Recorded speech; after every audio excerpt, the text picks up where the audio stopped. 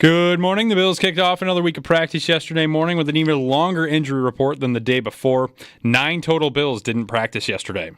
So we got Seth Van Pran, Spencer Brown, Tyrell Shavers, Tyrell with his ankle. Doesn't seem to be serious. Curtis Samuel, Terrell Bernard, Elijah Moore, Dorian Williams, Caden Prather, Dalton Kincaid, Dalton knee soreness, Dawson Knox, and then T. Bass has a little bit of pelvis area soreness, so we're dealing with that. That was Bills head coach Sean McDermott speaking to the media before practice. During practice, offensive lineman Alec Anderson went to the trainer's tent and did not return. You can read more on yesterday's practice in Sal Capaccio's article on our website, WGR550.com. Coverage of Bills training camp from St. John Fisher is brought to you by Fiegel Car and Joyce, your border attorneys. By Outlet Liquor, when you need to stock up, it's the place to buy a case. What's your outlet? By Connors and Ferris, your workers' comp attorneys. And driven by your Upstate Honda dealers. For great deals on the entire Honda lineup, visit your Upstate Honda dealer today. Elsewhere in the NFL, Browns head coach Kevin Stefanski said that quarterback Kenny Pickett is day-to-day with a hamstring injury after undergoing an MRI yesterday. In his place, Joe Flacco got the majority of snaps with the starters at practice. The Denver Broncos got a big contract done yesterday, locking up wide receiver Cortland Sutton on a 4-year, $92 million deal. Sutton was drafted by the Broncos back in 2018 and broke 1,000 yards for the second time in his career last season while also scoring 8 touchdowns. ESPN's Adam Schefter reported yesterday that defensive tackle Christian Wilkins was released by the Raiders after Wilkins, quote, playfully kissed a teammate on the head, end quote. The unnamed teammate then filed a complaint with the team's human resources department, which ultimately led to Wilkins' release.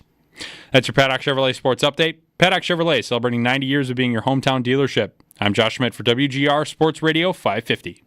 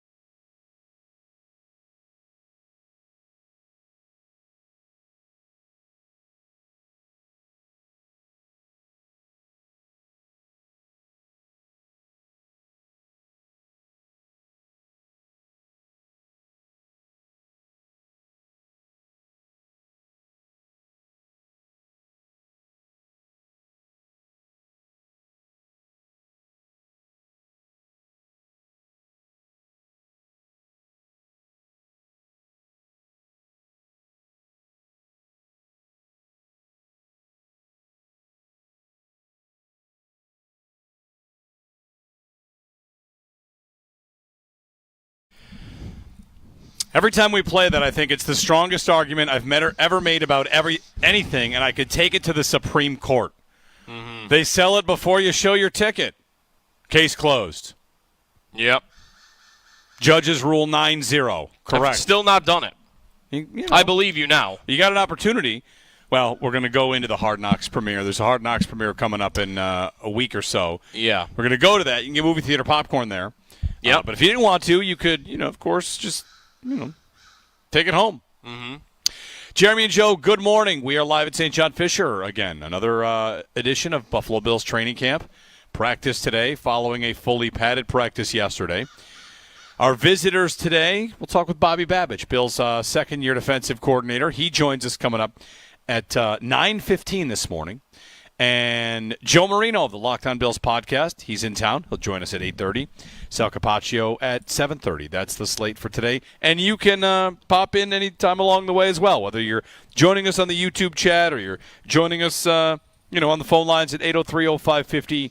Happy to have you along because yesterday a fully padded practice, and it's been hot. Man, it has been hot. It continues to be hot. Steamy right now. Steamy, sticky, humid. The humidity in Buffalo. All the above. Is this worse than ever this summer? It's pretty sticky. Or does it just feel like it's worse than ever because we're here living in the moment of it? I think you got to go with feel like just because we even use the term real feel. Yeah. But in Buffalo today at 4 a.m., the humidity was 92%. Woo. Yeah. You like that morning, fresh morning? No, it was wet, thick, soupy 4 a.m. Yep. So there you go. If we could do away with one thing weather-wise in this area, do you think people would choose humidity or, like, snowstorms? Ooh, snowstorms feels like the answer. Feels like a pretty easy answer. Still get rid of snowstorms? Snow is fun, but snowstorms, they shut down roads and they create problems. It's a couple times a year, though. Yeah, it's not. Versus humidity is just like doesn't ruin, but it makes your summer a lot less enjoyable. It's tough. When it's 100% humidity. Yeah, it can be tough. Yep. So good morning. Here we are at Fisher again. We'll see if the Bills bring in the story of yesterday. To a point, is it not? Endless receiver tryouts, but it's a little bit. It is different this year because, listening yesterday to Shope and the Bulldog talk about it with Sal, Justin Ross, Deion Kane, Willie Snead. Yeah, who knew he was still playing football? Hey Willie, nice to meet you. Good luck out there. I really got deep into my bench 3 years ago and rostered you in a fantasy football league.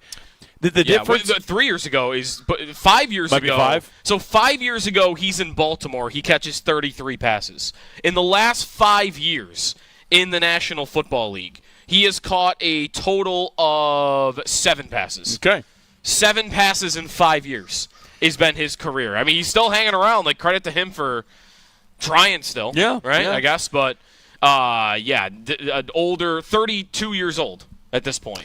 Like, it's not like Ross is at least, what's Ross? Young developmental guy that you wouldn't call him developmental. He's just younger, unproven. You haven't seen him get reps out there on the field ever. So maybe you could think like, oh, okay, something. This guy's like end of his career, Willie Snead. Yeah, Snead is New Orleans. People would remember. The difference is. Ross is most recently with the Chiefs. The difference is that if you go back 1 year, and this is a case to be made about how the Bills have taken last year's team and, yes, upgraded their receiving core with a couple of small signings. Well, medium-sized signings, I should say. Like Palmer's not small. Moore is kind of small in terms of how much they've committed. Palmer, they commit a lot. Last year this time, was it this year or 2 years ago where, hey, Andy Isabella, maybe he'll make the team. Yeah. And I got into that. I like right, like I liked Claypool, MVS, it was KJ Hamler's on that list, and he's still here, but he is still here. The difference is now, you see 4 receivers sign, you're like, all right, well, none of these guys are actually in the mix. It's probably because of the number of injuries they have, and they have to practice. They have to go out there, and they don't want to put Keon Coleman out there for every snap of a practice, and same with Shakir. So, you get a bunch of depth receivers that have come in, and the top 5 spots, I think the top 5 spots are, I would imagine they're on lockdown. I could be wrong about that. Any name pops up, it's not the same.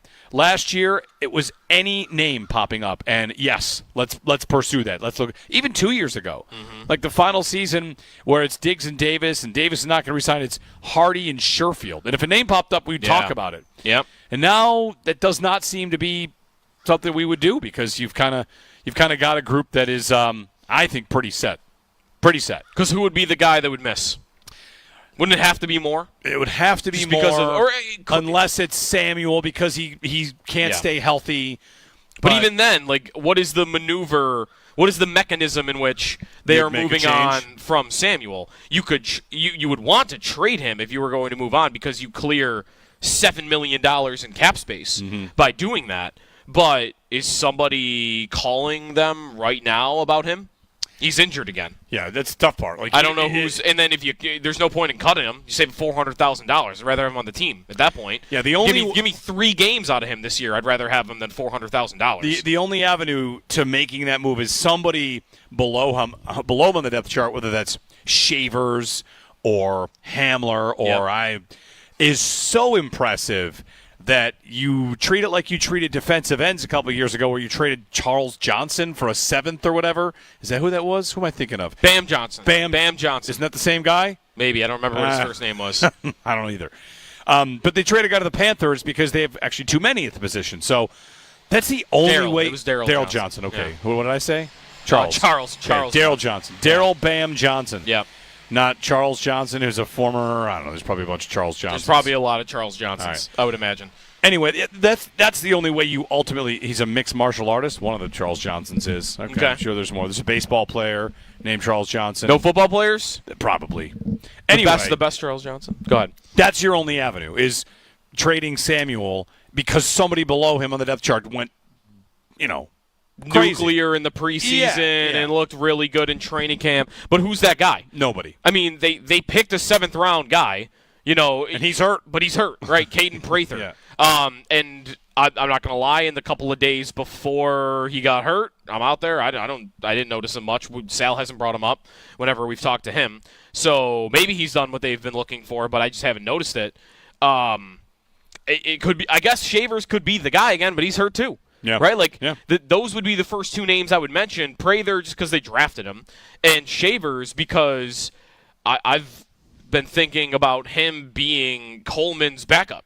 Like, big body, guy that could play the X, do the dirty work, but he could do that from the practice squad if he ever had to come in and play. So I haven't really thought about him making the team in that way. Guess it could be wrong, but this is his third training camp with the Bills, right? Shavers, like, how different are you expecting? How much better would you be expecting him to look that would be good enough to get Curtis Samuel cut from the roster with a dead cap hit that he has? Like, I don't know who the player is on the roster that would make any sense for. No, the only surprise at camp, and maybe this shouldn't be a surprise, it's something we can ask Sal about. It's something we can ask Joe Marino about at 8:30. I talked to Joe Marino about this yesterday, and he kind of laid out that, the veteran versus the young guy, Trey White and Max Hairston. Hairston has popped, has flashed, but as of right now, I think Joe would say he thinks that Trey White's going to be day one starter. Yep. Which, knowing the system, knowing what to do out there, he looks sharp. I've not heard anybody say it looks like Trey's lost a step. It can be tough. It's camp. You kind of have to always do this. Whoever looks good is looking good at the expense of a Bills player, or vice versa. Whoever looks bad is looking bad at the expense of a Bill. It's the Bills versus the Bills. So, I mean, we're, 4 or 5 practices in, and Christian Benford has locked everyone up. Everybody's locked up as a Bill. Yeah. What am I supposed to do with that, right? I know Benford is good, though, so the chances are he's really good. If Jamarcus Ingram locked up every one of their wide receivers, Ingram's having a great camp, or nobody can get open. So you kind of got to balance it as best you can. But with that said, Trey White looks the part out there, and I haven't heard anybody say otherwise. It looks like he is healthy, and I wonder about the arc of Trey White, Joe. Like, when he got hurt the first time, it took him a long time to come back, and he detailed, like, the mental battles he went through. Yep. Then he got hurt a second time.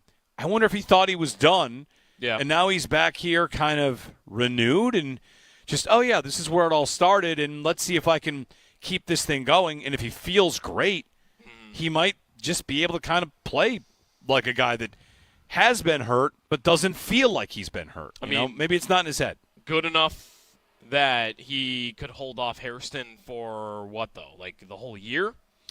Depends how good he is. I mean, if he's good as good. That would feel weird. I mean, I'm not saying that would be a bad result. I mean, did Hamlin not hold off Bishop for most of the year? I know Bishop was hurt and started behind. He started behind, but he held him off. But really, the other part of that was Bishop got chances to come in and play, right? Like, Hamlin doesn't get hurt, right? Rapp does, right? At some point during the year, is it Hamlin and it's Bishop that start against Houston, and then maybe Bishop plays in the AFC Championship game. He did, right? Yeah. So but before that, I mean, Bishop gets opportunities to play, and what happens? Nico Collins over the top, long touchdown. Yep. Hamlin maybe held him off, but Bishop also would have had his shot, and it didn't come through.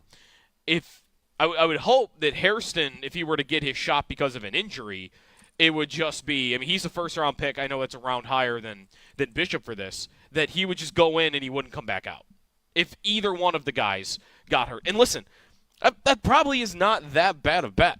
I hope that doesn't happen, but Christian Benford has had injury problems, right? Concussion in the Baltimore game that he clears just in time to go against Kansas City. And gets knocked out again. And then he's knocked out in the first drive of the game, and he's had concussions before that. And he's had other injuries before that. Tre'Davious White, we know about his injury history with the Achilles and the ACL, so I wonder how temporary, it would be anyways. Tre'Davious White, with his play, could earn the right to play the entire season, and you'd still see Hairston at some point because you got two guys ahead of him that both they've been unable to stay healthy for the most part. So Hairston, I mean, has he looked bad, though? White's looked the part. Trey White looks like he knows the system. Sal mentioned yesterday, we heard with Chopin Bulldog, there's a play where Hairston overruns Keon Coleman at the goal line. But otherwise, I haven't really been hearing these reviews of Hairston like, oh, he looks lost out there. No, not at all. And he's got the athleticism and the speed to kind of make up for it. Yeah, make up for some mistakes like that whenever they're out there. Whatever, it's been an interesting camp so far in terms of who looks good, who's popped. Yesterday, the first day in full pads, that's where everybody tells you we're back to real football. Our conversation with Joe Brady about it is like, oh, yeah, real football time. And, it's funny. I guess I kind of knew this, but it was a reminder yesterday.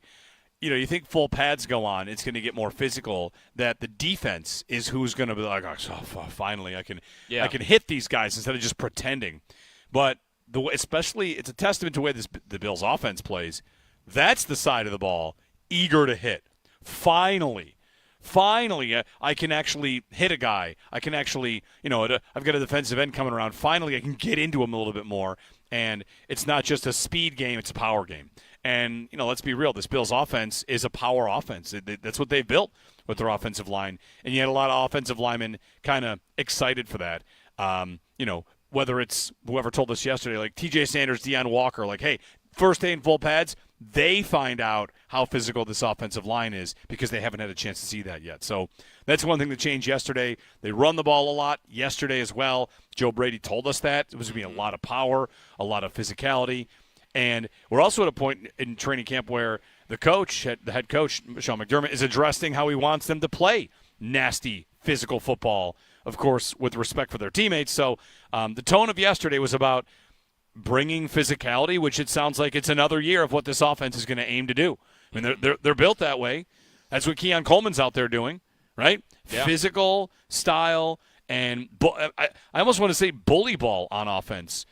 Like Rex wanted to build a bully, and that never happened. And I think that Joe Brady and Brandon Beane and Sean McDermott, I think they've built a bully. Really, do they not get that reputation around the league only because of who their running back is? Yes, that's probably right. Everything else, they play with 6 offensive linemen more than anybody in the league, right? They just drafted this, menacing, best blocking tight end in the draft in Jackson Hawes. They have very physical linemen. You could find clips of Deion Dawkins like pancaking defensive linemen and then belly flopping on top of them. Like Spencer Brown is like a mean person when he's out there on the field. Alec Anderson's trying to fight everybody. But then there's James Cook. I mean, even the quarterback, right? Allen's running through guys, running through linemen on Miami, jumping over people. It's just Cook. And Cook is good, and I don't have any. This is not like a negative in how good he is or whether or not they should sign him.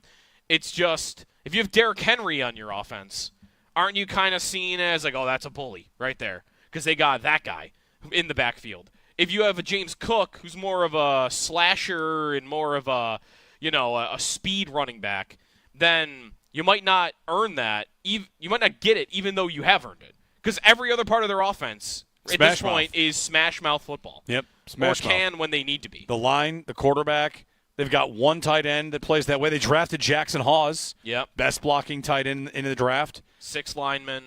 The rest of it. It's all of it except James Cook doesn't fit that profile. Yeah. And that's really it. Which is fine. Yeah. It works, right? Like they don't need him to be running over people. Everybody else is running over people. I'm good with it. Yeah.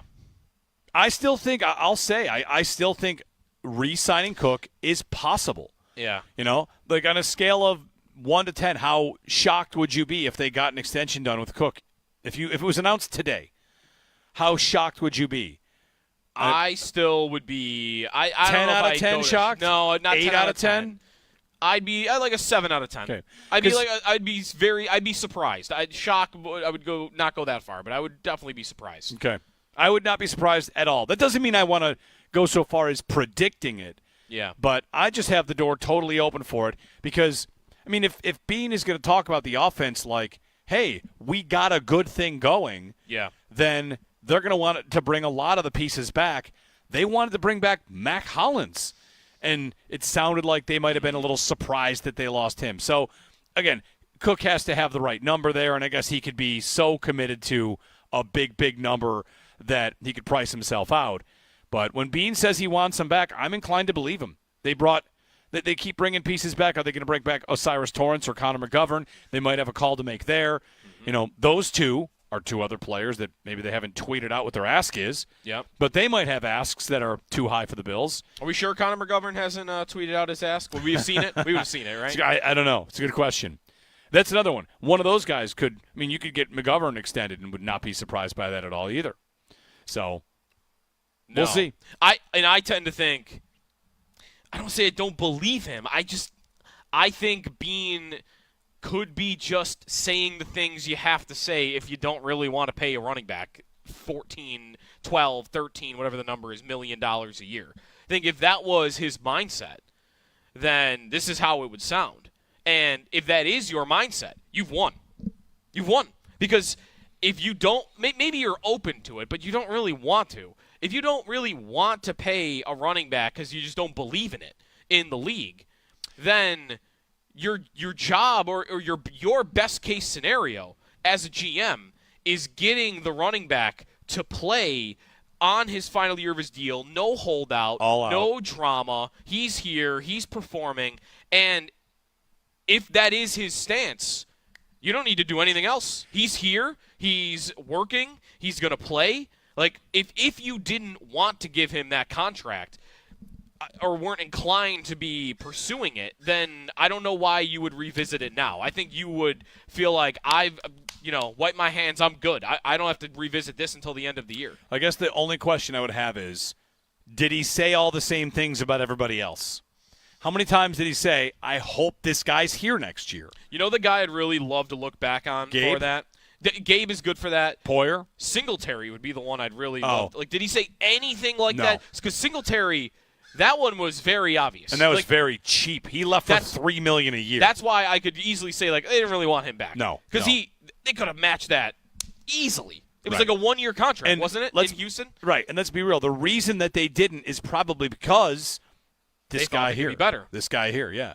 This guy is better. Cook is better, gives them things that are harder to replace. Like, how hard is it to replace what Devin Singletary did? Isn't that just get yourself a running back in the draft that's good? I mean, Singletary had fumbling problems. He was the fumble king. I think the only running back in the league during his time with the Bills that fumbled more was Melvin Gordon. Yeah. So he was number 2.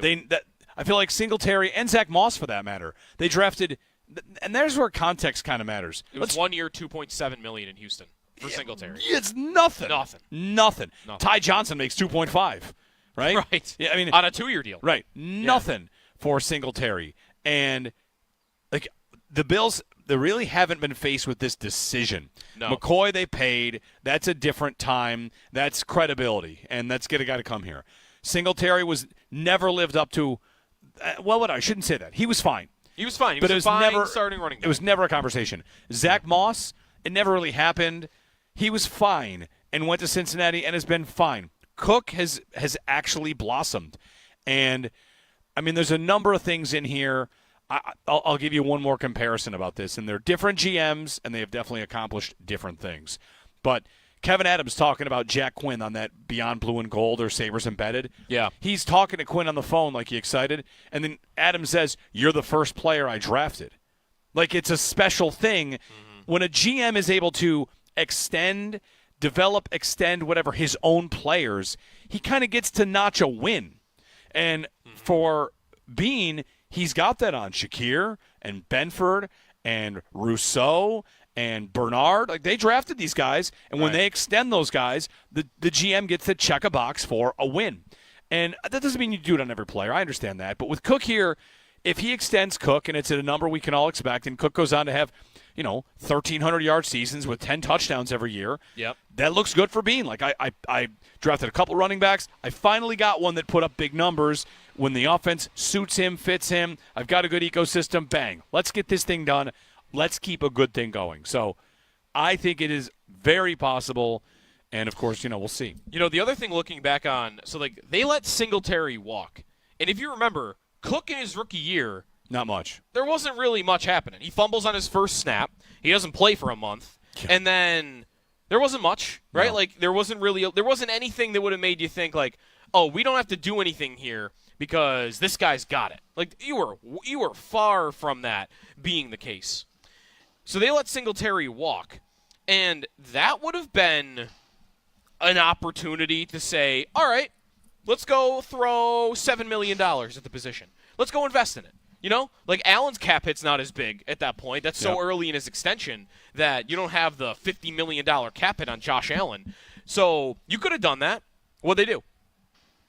What'd they do to replace Devin Singletary? They signed. Remember who they signed? Hold on. They signed. Because remember, Cook is like T.J. Yeldon. You can't be sure that Cook is going to be the starter. Yeldon's earlier. Okay, Matt Breida. You're in the right sphere, I would say, of running back. Matt Breida, T.J. Yeldon. You're missing a guy. And Zach Moss was here, but he he's left. gone. He's gone at that point. Yep. Oh, Frank Gore. No, he's gone too. Oh, wow, look at this. Who do they go in with as the two veteran running backs to pair with James Cook after Singletary leaves? Not Frank Gore. Not Frank Gore. Can you get either one of them? Two veteran backs that they signed to pair with James Cook. Wow. It was a trio. Like they all got time. One of the guys got hurt. Wow. Should I get this? It's Latavius Murray. That's one of them. Latavius Murray. Latavius Murray. Who I remember that season led the Bills in third down snaps. You know how I should remember this? I should remember this by who did I once at the stadium scream, why is that person lined up out wide? Because Latavius. This other guy could have been that. Okay. He didn't play a lot for the Bills, but he might have been. I don't remember your opinion on this, but I think it could have been a guy you liked. Remember Mike? Mike Schob liked this idea a lot when they signed I know. Leonard Fournette. Nope. Ah. Oh, wait. Is he on that team, though, too? Look at these backs. He gets there late in the year. Damian Harris. Oh, right. And he signed him for almost the same money Singletary He broke his leg. Broke neck. Not broke injury? his neck, but he had a neck injury. Okay, neck injury. He had a neck injury, I think, that knocked him out for the season. Harris hit them for a 67-yarder in the win game. But, like, that was their move. Like, they could have said, well, let's go get, a $7-8 million really nice free agent. Who were they? Who were they, though? That season? Yeah. Like, who were the $7-8 million free agents? Like, that'd be a part of this as well. That's true. We'll get a break in. 803-0550. Let's check in on Cook. How you feeling about this? Do you want the deal done? Do you want them to get together and, you don't want to pay $15, but you'll pay reasonable money? I maintain that I would. They have a good thing going, and if that logic is going to be used to talk about the offense, well, then I'm going to want to keep some of those good pieces together. Although, of course, you got to make your decisions. 803-0550, 1-888-550-2550 to join us. Jeremy and Joe live from training camp here at St. John Fisher. You can give us a ring. Training camp coverage brought to you by Fiegel Car and Joyce, your border attorneys. By Outlet Liquor, when you need to stock up, it's the place to buy a case. What's Your Outlet? By Connors and Ferris, your workers' comp attorneys. And driven by your Upstate Honda dealers for great deals on the entire Honda lineup. Visit your Upstate Honda dealer today.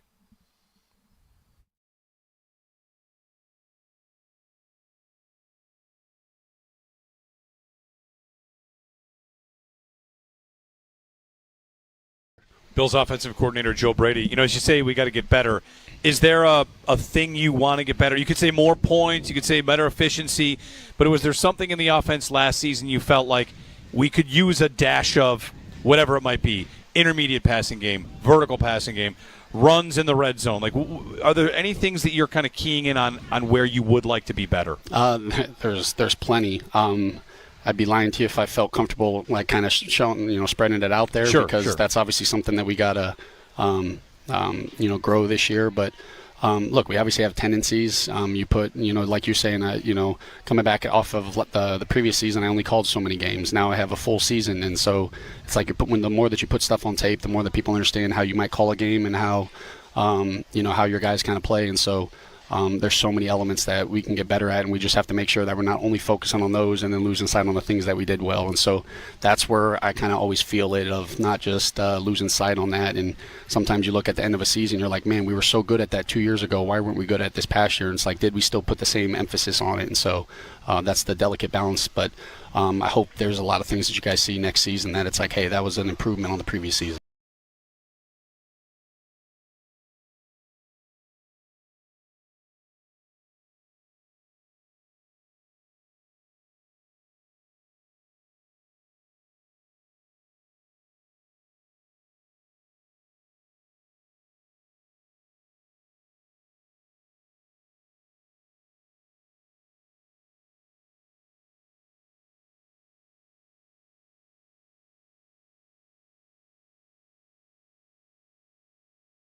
when we look at the ultimate goal, this team is a Super Bowl caliber team. We say it all the time. I'm sure you guys feel that and think that. Do you feel like it comes down to a couple plays in those moments? I mean, I guess I wonder how it feels to have been that close and to be that close, knowing that you might be right back there in the same spot, basically the same year, and it's just a couple plays. Like, does that drive you? Does it drive you nuts? Does it kind of wash out like, hey, sometimes it's out of your control, sometimes it's in your control? Yeah, look, like at the end of the day, we've had the ball with the opportunity to go score to win the football game the last 2 years, and we didn't get it done, right? And that falls on me. And so, but I don't want our guys thinking that it's, hey, when we get in these critical moments, I have to do something extraordinary. And sometimes just doing our job and just executing and being at everything that we've done in training camp is in those moments. We don't have to change who we are. And so, some people say it's just a couple plays. Well, it could be some of these plays right now we're doing in training camp that is what's going to make the difference in. And I know it sounds crazy, but in those moments, sometimes it's like, hey, can we do the simple better in the most critical moments? And there's our detail and our execution where they need to be. And so that's something that I kind of stress. If the guys feel like in those moments that I have to make the play, that's usually when bad things happen. And so I hope we get those opportunities again this year. And I hope, and we're doing everything we can to, earn it this year.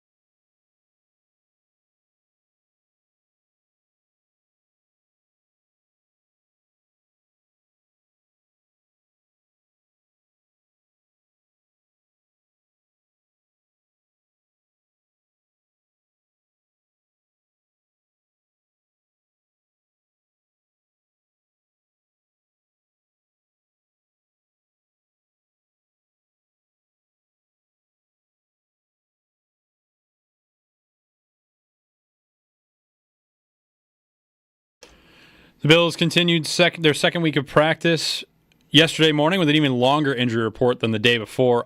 In total, 11 Bills didn't practice yesterday, including Dawson Knox and Dalton Kincaid. During practice, also, offensive lineman Alec Anderson went down to the trainer's tent and did not return. You can read more on yesterday's practice in Sal Capaccio's article on our website, WGR550.com. Coverage of Bills training camp from St. John Fisher University is brought to you by Fiegel Car and Joyce, your border attorneys. By Outlet Liquor, when you need to stock up, it's the place to buy a case. What's your outlet? By Connors and Ferris, your workers' comp attorneys, and driven by your Upstate Honda dealers. For great deals in the entire Honda lineup, visit your Upstate Honda dealer today. Elsewhere in the NFL, Browns head coach Kevin Stefanski said yesterday Kenny Pickett is day-to-day with a hamstring injury after undergoing an MRI yesterday. In his place, Joe Flacco got the majority of the snaps with the starters at practice. The Denver Broncos got a big contract done yesterday, locking up Cortland Sutton to a 4-year, $92 million deal. And ESPN's Adam Schefter reported yesterday that defensive tackle Christian Wilkins was released by the Raiders after Wilkins, quote, playfully kissed a teammate on the head, end quote.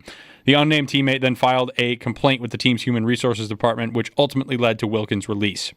Those are your Paddock Chevrolet sports headlines. Paddock Chevrolet, celebrating 90 years of being your hometown dealership.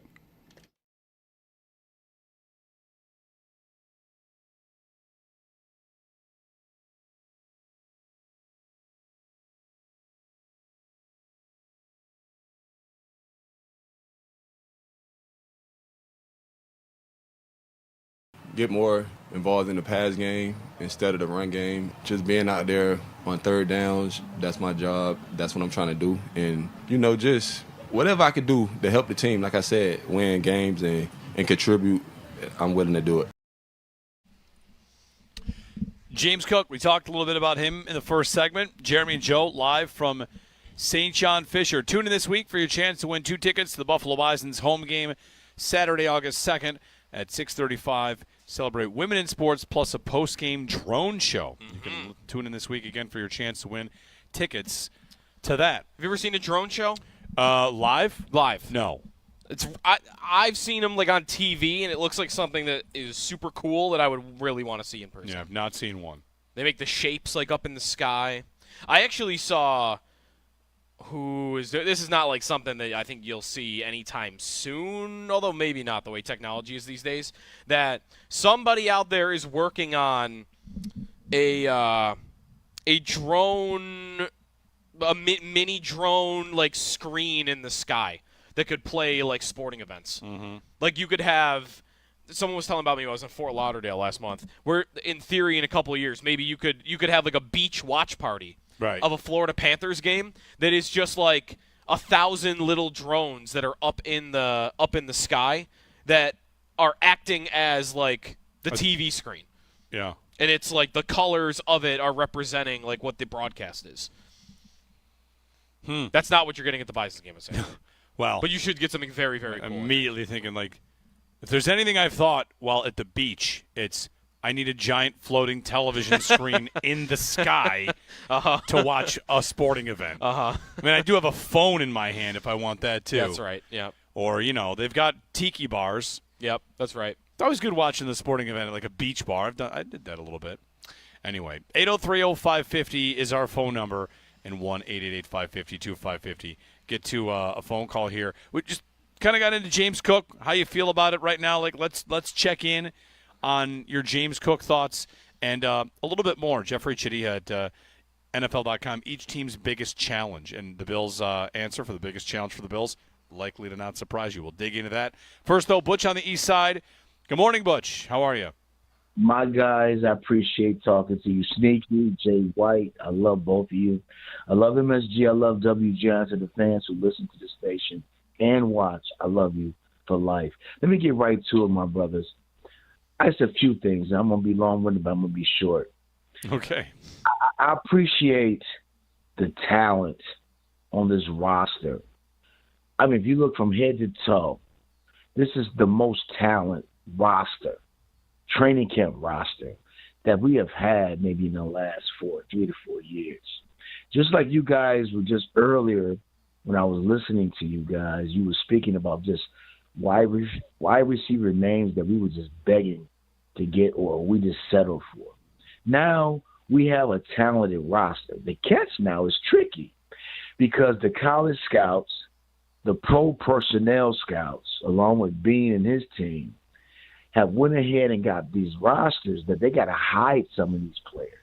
When you look at the Terrell Sabres, just like you said, Sneaky, you said about Shaver's been on the team for 3 years. You know why? He has got better in the last 2 years, but it's still so much money in front of him that he done paid that he can't really touch that 53 yet because of the dollars that's already been spent. So we get a little ankle injury like he has now. We can hide him on IR and wait, just like Prather, who we drafted from Maryland. Even though you guys haven't heard nothing about him, he's a hell of a player.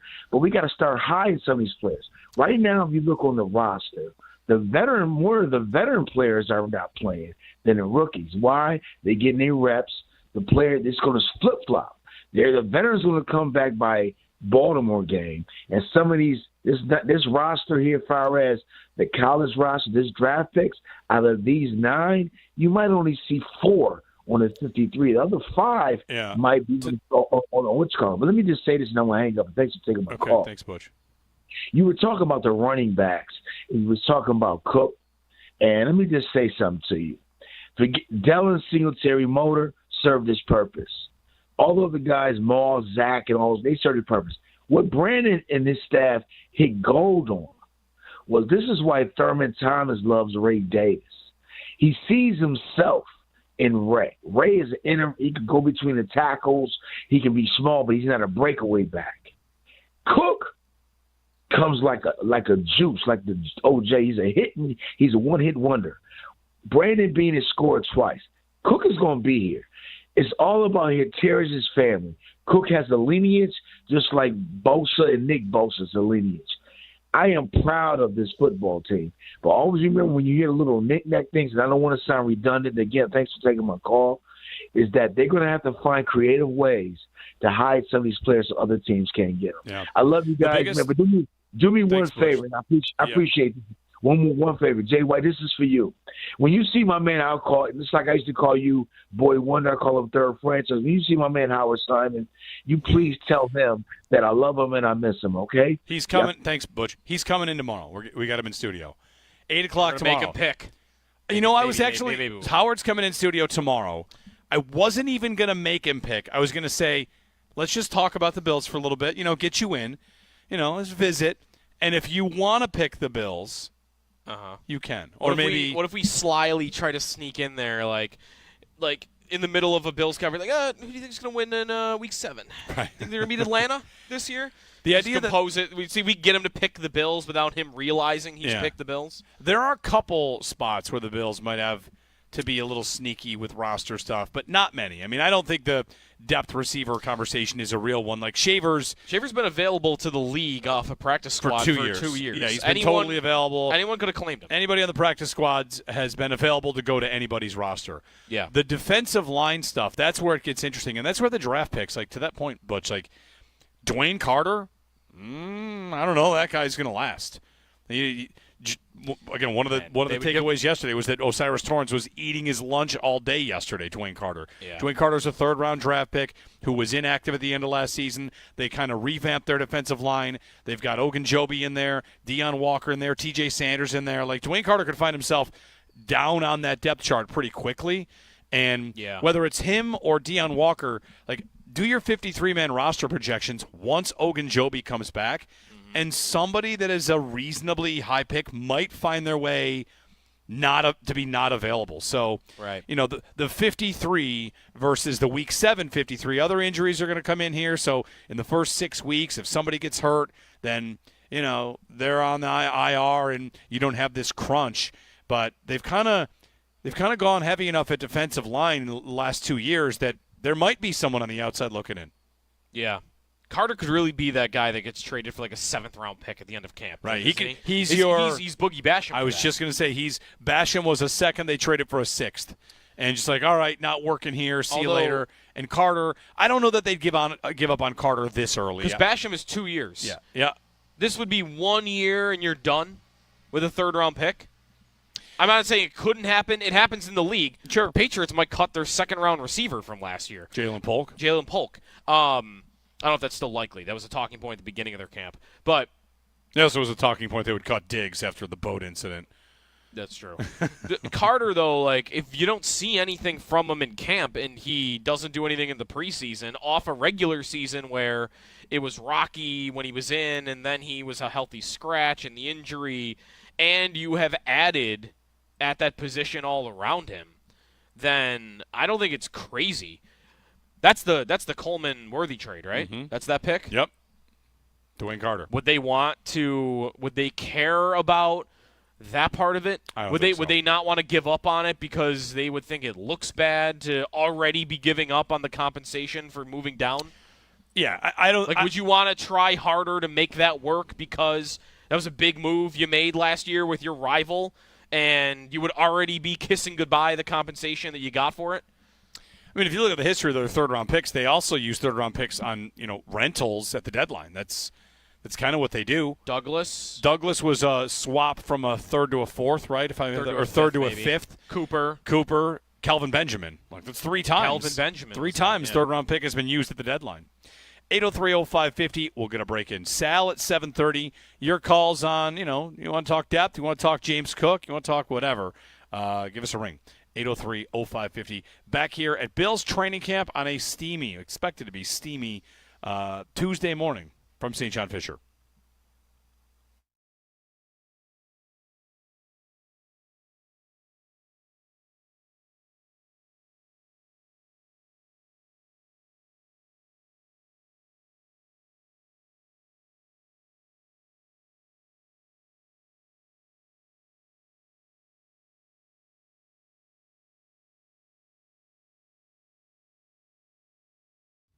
I still think re-signing Cook is possible. Yeah. Like on a scale of 1 to 10, how shocked would you be if they got an extension done with Cook? If it was announced today, how shocked would you be? I still would be. I 10 don't know out if of 10 shocked? No, not 8 10 out of 10. I'd like a 7 out of 10. Okay. I'd be surprised. I would not go that far, but I would definitely be surprised. Okay. I would not be surprised at all. That doesn't mean I want to go so far as predicting it. Yeah. But I just have the door totally open for it because, I mean, if Bean is going to talk about the offense like, hey, we got a good thing going, then they're going to want to bring a lot of the pieces back. They wanted to bring back Mac Hollins, and it sounded like they might have been a little surprised that they lost him. So, again, Cook has to have the right number there, and I guess he could be so committed to a big, big number that he could price himself out. But when Bean says he wants them back, I'm inclined to believe him. They keep bringing pieces back. Are they going to bring back Osiris Torrance or Connor McGovern? They might have a call to make there. Mm-hmm. Those two are 2 other players that maybe they haven't tweeted out what their ask is. Yep. But they might have asks that are too high for the Bills. Are we sure Connor McGovern hasn't tweeted out his ask? Would we have seen it? We would have seen it, right? I don't know. It's a good question. That's another one. One of those guys you could get McGovern extended and would not be surprised by that at all either. So, we'll see. I tend to think, I don't say I don't believe him. I think Bean could be just saying the things you have to say if you don't really want to pay a running back 14, 12, 13, whatever the number is, $1 million a year. I think if that was his mindset, then this is how it would sound. And if that is your mindset, you've won.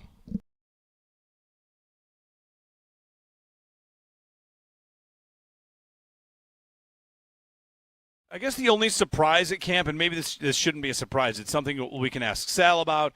It's something we can ask Joe Marino about at 8:30. I talked to Joe Marino about this yesterday, and he kind of laid out that, the veteran versus the young guy, Trey White and Max Hairston. Hairston has popped, has flashed, but as of right now, I think Joe would say he thinks that Trey White's going to be day one starter. Yep. Which, knowing the system, knowing what to do out there, he looks sharp. I've not heard anybody say it looks like Trey's lost a step. It can be tough. It's camp. You kind of have to always do this. Whoever looks good is looking good at the expense of a Bills player, or vice versa. Whoever looks bad is looking bad at the expense of a Bill. It's the Bills versus the Bills. So, I mean, we're, 4 or 5 practices in, and Christian Benford has locked everyone up. Everybody's locked up as a Bill. Yeah. What am I supposed to do with that, right? I know Benford is good, though, so the chances are he's really good. If Jamarcus Ingram locked up every one of their wide receivers, Ingram's having a great camp, or nobody can get open. So you kind of got to balance it as best you can. But with that said, Trey White looks the part out there, and I haven't heard anybody say otherwise. It looks like he is healthy. And I wonder about the arc of Trey White, Joe. Like, when he got hurt the first time, it took him a long time to come back. And he detailed, like, the mental battles he went through. Yep. Then he got hurt a second time. I wonder if he thought he was done. Yeah. And now he's back here kind of renewed and just, this is where it all started, and let's see if I can keep this thing going. And if he feels great, he might just be able to kind of play like a guy that has been hurt but doesn't feel like he's been hurt. You know, maybe it's not in his head.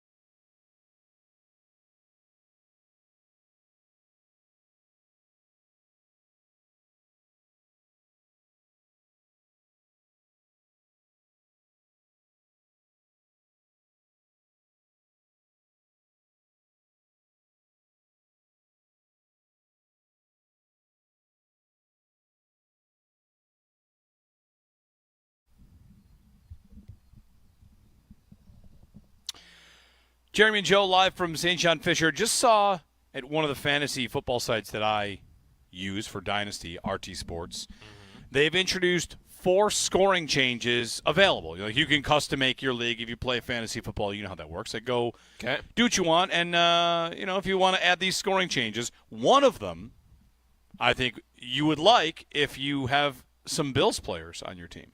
Okay. So the 3 changes that they're offering, one is extra points for like longer receptions and runs. A 25-yard run, you get a point, an extra point, bonus points. Okay. Or a bonus point for a 50-yard pass or a 25-yard catch. I've been in leagues before where a 50-plus yard touchdown is a double touchdown. Wow. So, yeah, that's worth 12 and the yards, which is big, like if you want big. But anyway, here's one. I've never seen this before. Maybe you have. I play in some fantasy leagues, and I don't like to get too deep in the weird premium stuff. But this one would be one if, let's just say it would move Bill's stock up a bit. Award fantasy points for yards after catch. A yak league. A yak league. So I mean, that's already kind of. But it would be more points for yards That's after catch instead of air yards. I see. The idea would be, you want to give players that make a play with the ball in their hands more points. Shakir, Coleman are both very good for this, of course. So you would not. I'm thinking if you were to implement that, you would not give out then the yards 2 times over. You know what I mean? Like if I think you do both. If Keon Coleman catches if he catches it 15 yards from the line of scrimmage and then runs 10 more yards, that's a 25-yard reception. Mm-hmm. Is he just getting the 10 yards, or is he getting the 25 yards and then I'm going to give him another 10 yards? You're giving another or a scenario where there's points for yak. So it's more of a bonus. It's not a yak-only league. No, that's right. But I wouldn't want it. A yak-only league, though, would be interesting, wouldn't it? Maybe. Like, hey, that's so punitive, though, to the guys that are good at getting open. Down the field, yeah. Like, Diggs would have stunk at this for years, right? Yeah, right. Because he's a downfield guy. He wasn't the worst yak player in the world, but no, what percentage of Diggs' yards were he got open and caught the ball and he got 3 more yards and that was it? Not much. Those Bills offenses were terrible in yak, and they were awesome. Right. And this Bills offense is awesome in yak and is also awesome. Complete opposite. Yeah, there's ways to do it. Yeah. All right, break time. We'll get to Sal at 7:30. Join us, Jeremy and Joe, live from St. John Fisher. Thanks for listening. Give us a ring on James Cook if you want to. We kind of got into that a little bit. What the latest your feeling is on Cook. And when we get back, the Jeffrey Chadiha piece on each NFL team's biggest challenge. What's the Bills' biggest challenge? I'll tell you what it is according to him, and give your thoughts on it as well. And get yours on the other side here on WGR. How does this all work? So your day-to-day, you guys are out here filming all the time. How much work goes in before anybody even shows up at training camp? Just kind of contact with the Bills, planning things. Do you ask about a certain set of players? Do you ask their opinion on who's interesting? To try and find the storylines that you end up covering, how do you ultimately arrive there? It starts with, we usually do a little, put together a research packet. We get to know the players. We do, look at social medias and kind of familiarize ourselves. There's 5 directors, including myself, that'll just kind of hey, here's who we got. So we have an idea of personalities, storylines, and then a lot of it's, once we get to camp, we keep that in the back of our head, and then we just kind of keep our eyes open and listen, because the one thing I never like is staying on, hey, we reread this, 3 weeks ago, 4 weeks ago. We have to keep sticking to this when in reality it's not true. So we try to do some homework. I think definitely talking with the team, talking with the PR staffs gives us a good idea of just different personalities and characters that are on the team that we might not know about. Hey, just because this guy doesn't post on social media doesn't mean he's not a good personality. But we usually like to come in with a little homework done and being ready to roll. Yeah, and you said you think it's a good year for the Bills. Do you feel like as you're going through this, we've talked about this offseason, this team feels like it's Josh Allen who's the MVP, and then there's a lot of good players that maybe aren't superstars, household names, for every football fan around the league. Can that almost play to your benefit, though, like telling the story of players that are meaningful and are good players on this team that, again, aren't guys that you're seeing in the Pro Bowl or getting all the All-Pro accolades every single year? I think it opens us up to tell the story of really anybody and everybody, because I think I'm kind of jaded, being dialed into the Bills and everything about them, but trying to listen to coworkers that, hey, they know the Bills because they watch them on Sunday Night Football or they've seen them play the Chiefs, whatever, reason is, but know that I'm pretty in tune, but the rest of the world might not be with players like that. That all of a sudden, hey, we know Deion Dawkins is an incredible personality, is people that know the Bills. Let's show the world, everybody, there's a lot of players that I think fall under that line, that really the world can see how incredible football players, but also people they are.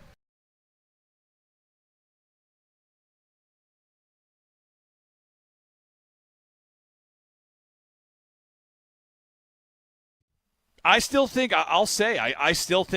re-signing Cook is possible. Yeah. On a scale of 1 to 10, how shocked would you be if they got an extension done with Cook? If it was announced today, how shocked would you be? I still would be. I 10 don't know out if of 10 shocked? No, not 8 10 out of 10. I'd like a 7 out of 10. Okay. I'd be surprised. I would not go that far, but I would definitely be surprised. Okay. I would not be surprised at all. That doesn't mean I want to go so far as predicting it. Yeah. But I just have the door totally open for it, because if Bean is going to talk about the offense like, hey, we got a good thing going, then they're going to want to bring a lot of the pieces back.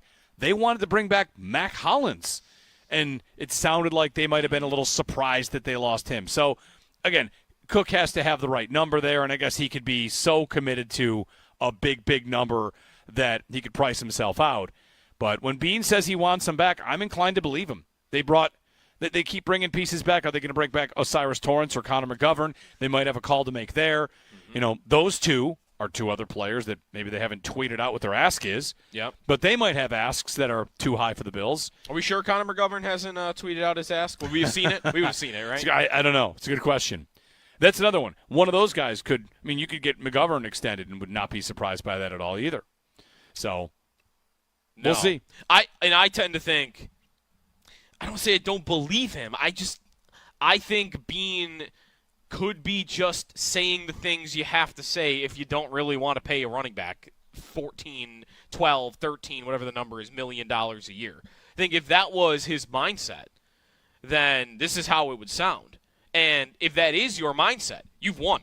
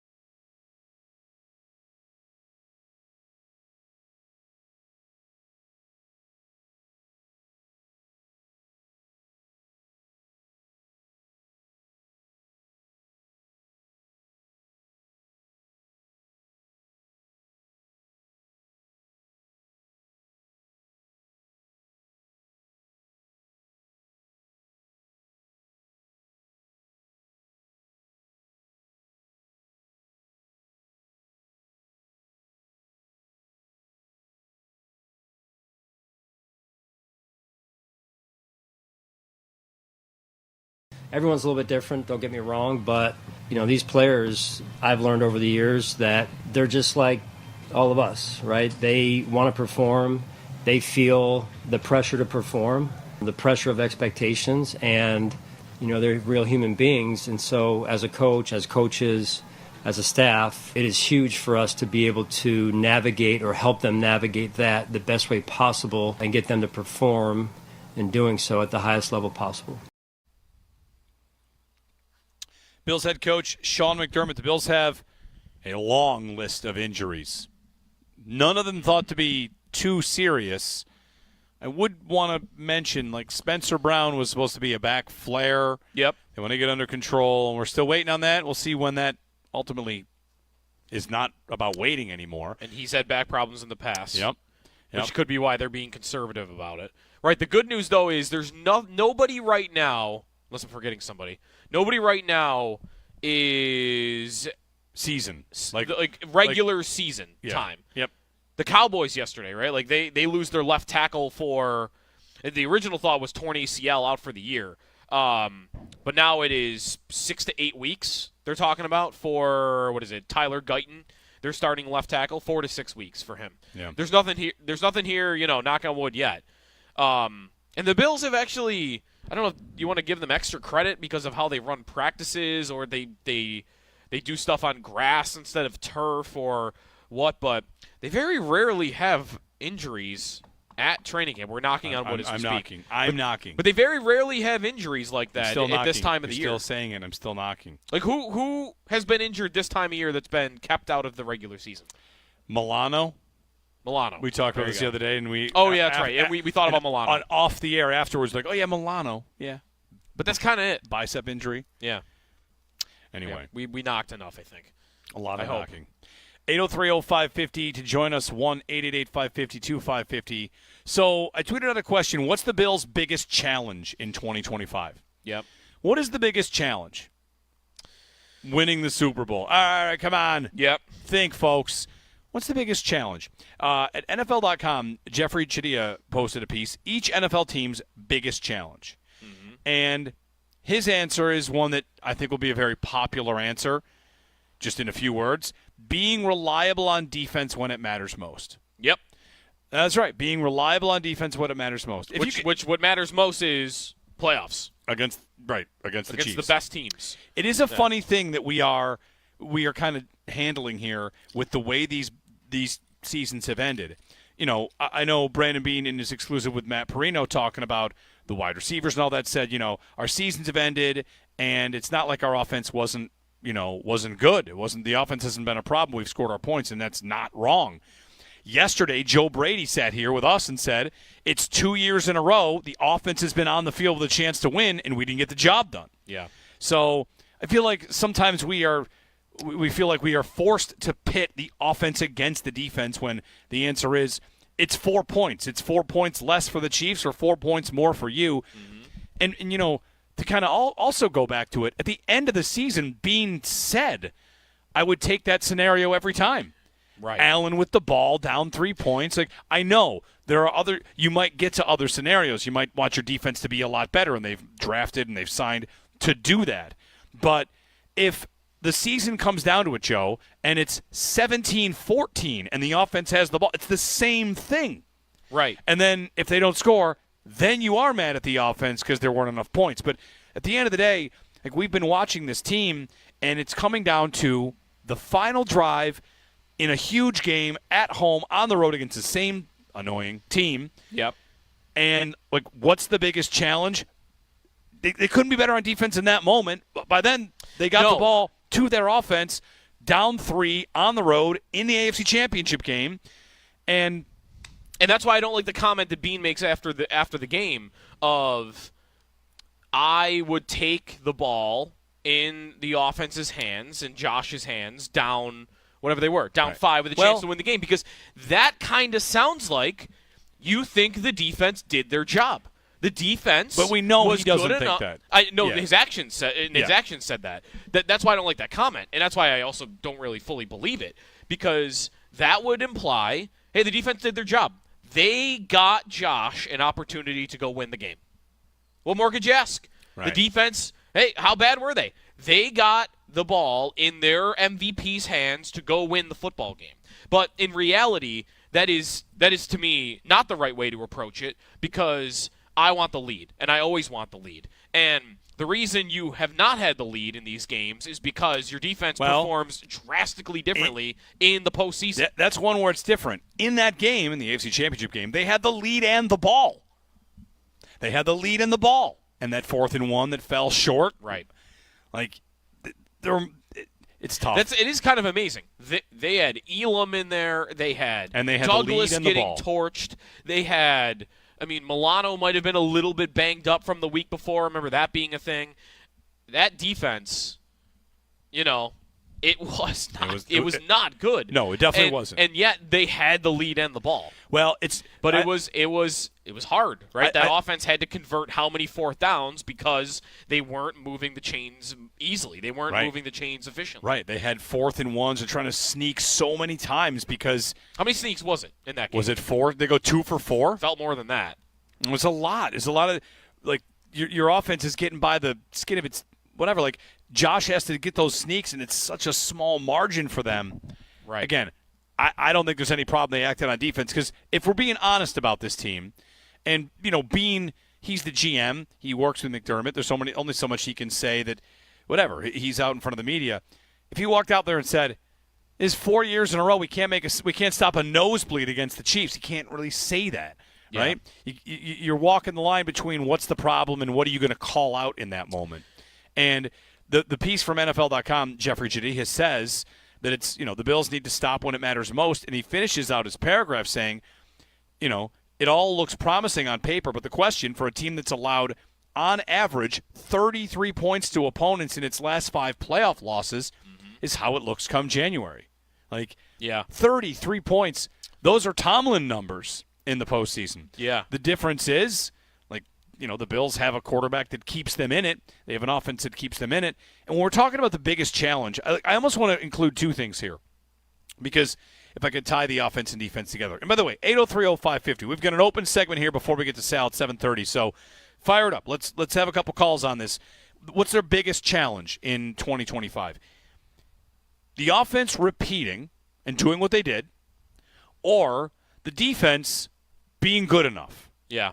What's the bigger challenge? The offense repeating or the defense being good enough? Because I might want to apply a bit of logic that is applied to the offense to the defense, and that's just simply this. Well, we know they can be a great offense. Josh Allen does it every year, right? Pretty much every year you have Josh Allen, you have a great offense. I've seen it before. I expect it again. I'm going to expect it as long as Josh is the quarterback. And with McDermott, if you apply the same logic, I expect the defense to be good enough, because it almost always is until that game, until that final game. Right. And that final game, the tough part of the conversation is that 2 years ago you don't have linebackers, and last year you don't have defensive backs. Yep. And in games where you don't have linebackers and don't have your top defensive back, you are still alive because the quarterback does that and then gets to that final drive, and then it doesn't work. Which is really where, because I think those are perfectly acceptable excuses.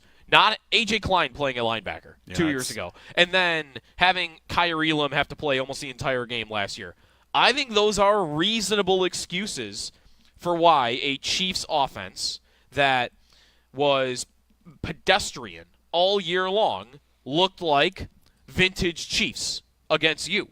I don't think that should absolve them completely, because other teams had injuries throughout the year, and the Chiefs didn't score 30 points. They weren't the only ones. It does kind of always lead back to the 13 seconds game, doesn't it? There's no excuses for that game.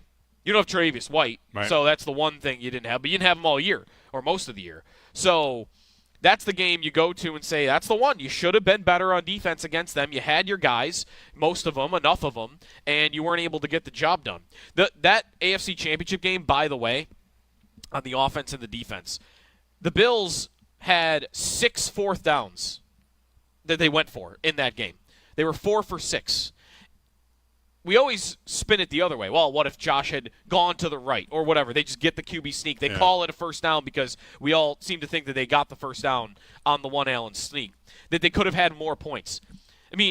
McDermott going for those fourth downs. I don't think it's that hard these days to make that decision. Hey, I'm going to go for it at 4th and 1. I'm going to go for it on 4th and 3 when Josh Allen's your quarterback. I don't think it's that hard. But you could spin it the other way if you really wanted to and say, if they had a take the points head coach, if they had Tomlin maybe or something like that, then guess what? They scored 21 points in that game instead of 29. And now how's your offensive performance feel? Right. It was hard. 6 fourth down you needed to go for 6 fourth downs in that game, and you couldn't get to 30 points. I'm not saying the offense was worse than the defense in that game because I don't think that. But offense certainly could have been better. Yeah. Certainly could have been better. Yeah. And I think will be. I think Josh Palmer, Elijah Moore, this is not, me saying they have to go make a trade, go call Washington about Terry McLaurin. I do think they are probably better on offense than they were at that time. 3rd and 10 to Amari Cooper on a screen is unforgivable. I guess it's forgivable. If he didn't slip, he might have got loose. But that's the point. I know. He's a 30-year-old past his prime receiver, contact balance, right? Give me a receiver in there with the ball that when he, gets knocked off balance a little bit, he's not going to fall down. This all kind of gets to, I wonder if the conversations in Baltimore are basically the same. But about Lamar, right? About Lamar and Harbaugh. Because the Bills' defense is amazing in the regular season, and then they always seem to trip up in the playoffs. And isn't that a little bit Lamar Jackson? He's the best quarterback in the league in the regular season. Why do I get 2 turnovers in the first half of a playoff game? Yeah, right. Why do I get him? Why does he have the same amount of touchdowns as picks in his playoff career? Yeah. It's a little bit of the same. Part of what I was getting at is Aaron Schatz, who's done DVOA in the NFL for how many years? He's been doing it for 20 years, but he applies it? He's retroactively gone back, okay. I think, the whole league's history. Yeah, so I've got at least since the 70s. And Aaron Schatz, who you've heard on the station quite a bit, he did DVOA, the best 5-year runs in DVOA for teams without a Super Bowl appearance. So what teams? The Bills are going to be great in this, I bet. So what teams were the best teams for 5 years that did not appear in a Super Bowl? I bet the Bills are number 1. They are number 1. Yeah, I would. Yeah. Do you know who number 2 is?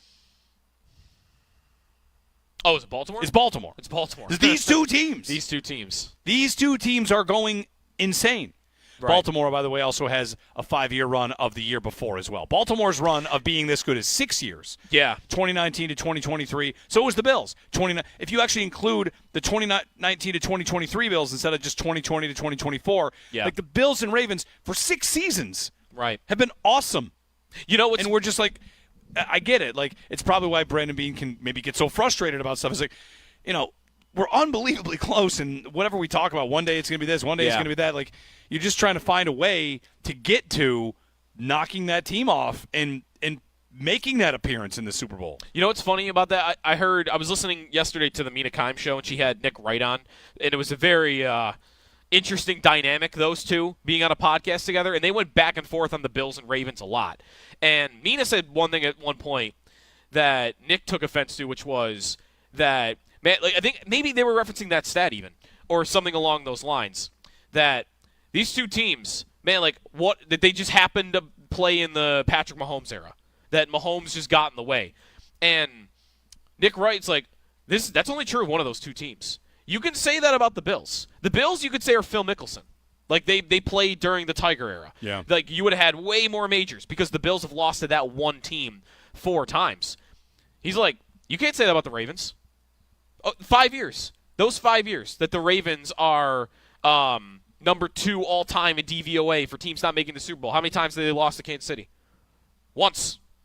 One time their season has been ended by the Chiefs. Yep.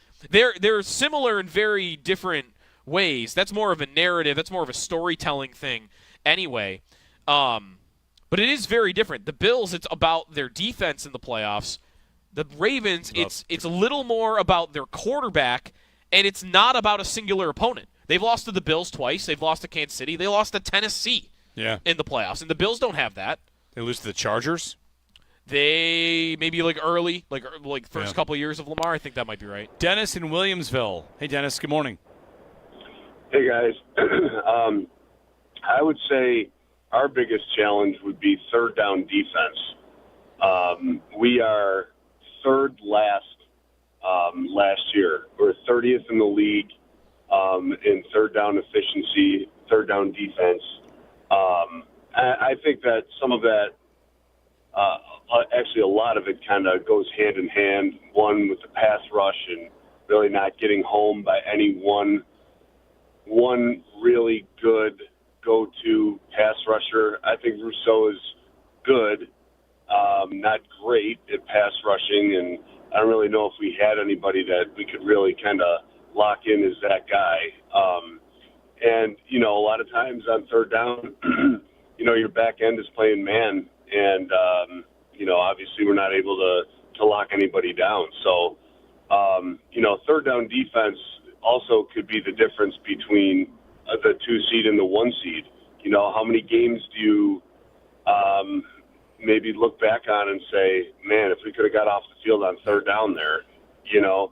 And I mean, that I would say getting the 1 seed is also one of our biggest challenges because, you know, as dominant as we've been, never getting the 1 seed is kind of amazing that we've never been able to lock that up. And so, I don't know. I think those two things go hand in hand. Yeah, thanks, Dennis. As you're going through this, I'm just looking at the history of their third down defense to see, you know, where has it been during the McDermott years? Because last year, 30th is by far the worst it had ever been. Yep. And just let me run through a couple here. What do you want to start? 2019? Is that when it matters? Yes. Allen's drafted in 2017. Skip the rookie year. Okay, yeah. So skip 2017. He's 20. Skip 2018. 2019 is year 2. Yes. They make the playoffs. Okay, year 2. Their third down defense is 9th in the league. Okay, 9th in 2020, 2021. Like last year, it's 30th. The year before, it's 18th. And then mix in the rest. You've got a number 1. Yep. You've got I think a number 6. I saw like their third down defense under McDermott. It's not as if this is a problem for this coach. Yeah. It's last year, you know, Dennis, you said pass rush. I think last year is the weakest secondary they've ever fielded. Really. I mean, Hyde and Poyer being gone made a mark. Yeah. And whether that was Rapp and Bishop or Rapp and Hamlin and injuries and everything that happened on the back end, like this year, that looks to be more solidified. And that might be even with Trey White potentially winning the job over Max Hairston. Like, Hairston might find his way to the starting job, but if it's Trey White and Benford and Bishop is fine, you might see that as the primary reason they're ready to return out of the basement in third down defense. Well, and how about, not to make everything about Kansas City, but, I mean, it's 4 playoff losses. In the last 6 years, I'm going to show you a chart. I saw this being passed around Twitter yesterday on this. This is on the opposite end. Third down efficiency for quarterbacks in the last 6 years. Okay. And, you know, Josh Allen's number 3. Like, really good. 0.15 EPA per play in the positive. On third downs. On third downs. Really good. Number 3 quarterback in the last 6 years on third downs. And then, kind of interesting, Jimmy Garoppolo is number 2. And he's like 0.2. Garoppolo. And then there's, like, if you're looking at this chart, everyone is kind of together. Then there's this massive... Like you need a second computer monitor to go over and get it? Whoever made the chart had to make it bigger because Mahomes is number 1, and he's over 0.35. Right. Is that... Like he is by far, and this was true last year, right? Last year, with all his pedestrian numbers, same yards per attempt as Anthony Richardson. Like, he had a lot of tough numbers last year. Yeah. The one thing he was amazing at was third downs. And he has always been incredible at third downs. And if you're the Bills, I'm not saying this has been their problem every year. You cannot be bad at third downs if you're going to run into this team every year. Because Mahomes is going to be... He's the best by far. He's the guy, yeah. Mark in Coconut Creek. Hey, Mark. Hey, happy training camp for you guys. Thank you. Hey, just hear you talk a little bit about the defense and third downs. And I don't know how he came across it last night or a couple nights ago, but the last time we played the Chiefs, we got the ball back with, 3:33 and a chance to just bury them. And, you know, we just didn't move the ball. Or I don't know, sometimes, you know, the defense, it comes down to, you know, did you put your offense in position to win? And I don't know, I feel like they did that in the last time against the Chiefs, and the offense just didn't have an answer, a good, you know, series of plays called. So I mean, if you look at those last 333, I got sick to my stomach. But anyways, great show, guys, and keep it up. Thanks, Mark. Yeah, thanks, Mark.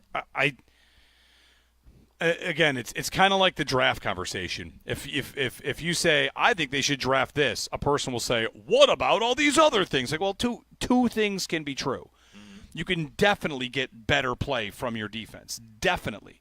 And need to. Yes. Need to. But, yeah, I don't think it's just lip service when Joe Brady sits here with us yesterday and said, the last 2 years we've had the ball with a chance to win a playoff game against the Chiefs and didn't get the job done. And I guess it comes down to your philosophy of what you think a defense should be. Do you want it to be the best it can? Yes. You'd love to have the best defense possible, best defense in football. Please don't interpret this segment or this conversation today as like, these guys think the defense is fine. That's not the case. But what is it for? With a team like this, I've kind of long felt like the job is to get the ball back for your offense. And they did that. Again, the Bills had the ball and the lead, and then the ball and a chance to win it with a touchdown late. And both times the offense was unable to do it. Now, maybe here's where you want to flip it around and say, that's because Spagnuolo calls that play to kill a game. Yeah. And McDermott has had chances, and Leslie Frazier's had those chances. I need a call that's going to kill this game, and the Bills haven't gotten that against Mahomes. Right. There's a reason why when Tyler Bass goes out to kick that field goal to the field goal to tie against the Chiefs 2 years ago, why you and I, in the moment, thought this game is over. I thought it was over. Game was over. Because we don't see this defense get the Spagnuolo kill that he's gotten twice against this offense. So, it's the chess match of it where, sure, Brady can say we didn't get the job done. The answer is because that team has a coordinator, has a defense, whether it's Karlaftis or it's Chris Jones. Maybe it's the X's and O's, or it's the fourth down call is the X's and O's. Right. That's a play call. That's not an individual. Or it's the Jimmies and Joes because it's Chris Jones is able to just get just enough in Allen's face on a throw to. The point is that team's defense, when it's these two going back and forth. If your offense says like we didn't get it done, that's because their defense did, and that's something that this fan base has not been able to say. So like that's how you can yin and yang this thing back and forth until you're blue in the face. Right. 803-0550, 1-888-550-2550. If you're on hold, stick with us. We'll get your calls in with Sal, who has made an appearance here at St. John Fisher. He'll sit with us, and we'll chat with you. Sal coming up 7:30. Next segment there. Joe Marino 8:30. Bobby Babage. We're talking defense. Bills defensive coordinator Bobby Babage joins us at 9:15 today here on WGR from St. John Fisher.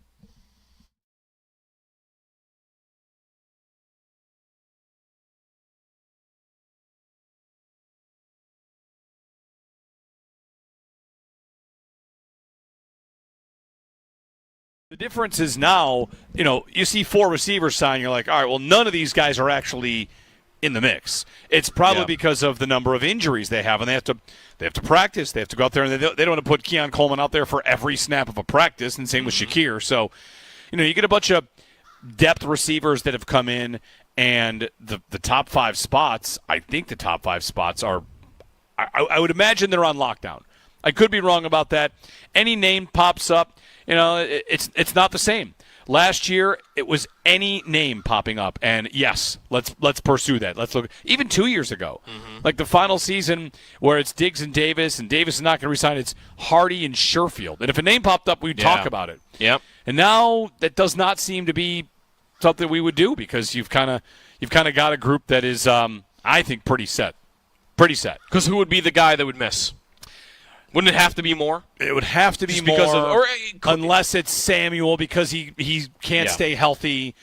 But even then, what is the maneuver? What is the mechanism in which they are moving on from Samuel? You would want to trade him if you were going to move on because you clear $7 million in cap space by doing that. But is somebody calling them right now about him? He's injured again. Yeah, that's the tough part. Like I don't know who's. And then there's no point in cutting him. You save $400,000. I'd rather have him on the team at that point. Yeah, give me 3 games out of him this year. I'd rather have him than $400,000. The only avenue to making that move is somebody below him on the depth chart, whether that's Shavers or Hamler or is so impressive that you treat it like you treated defensive ends a couple of years ago where you traded Charles Johnson for a 7th or whatever. Is that who that was? Who am I thinking of? Bam Johnson. Bam Johnson. Isn't that the same guy? Maybe. I don't remember what his first name was. I don't either. But they traded a guy to the Panthers because they have actually too many at the position. So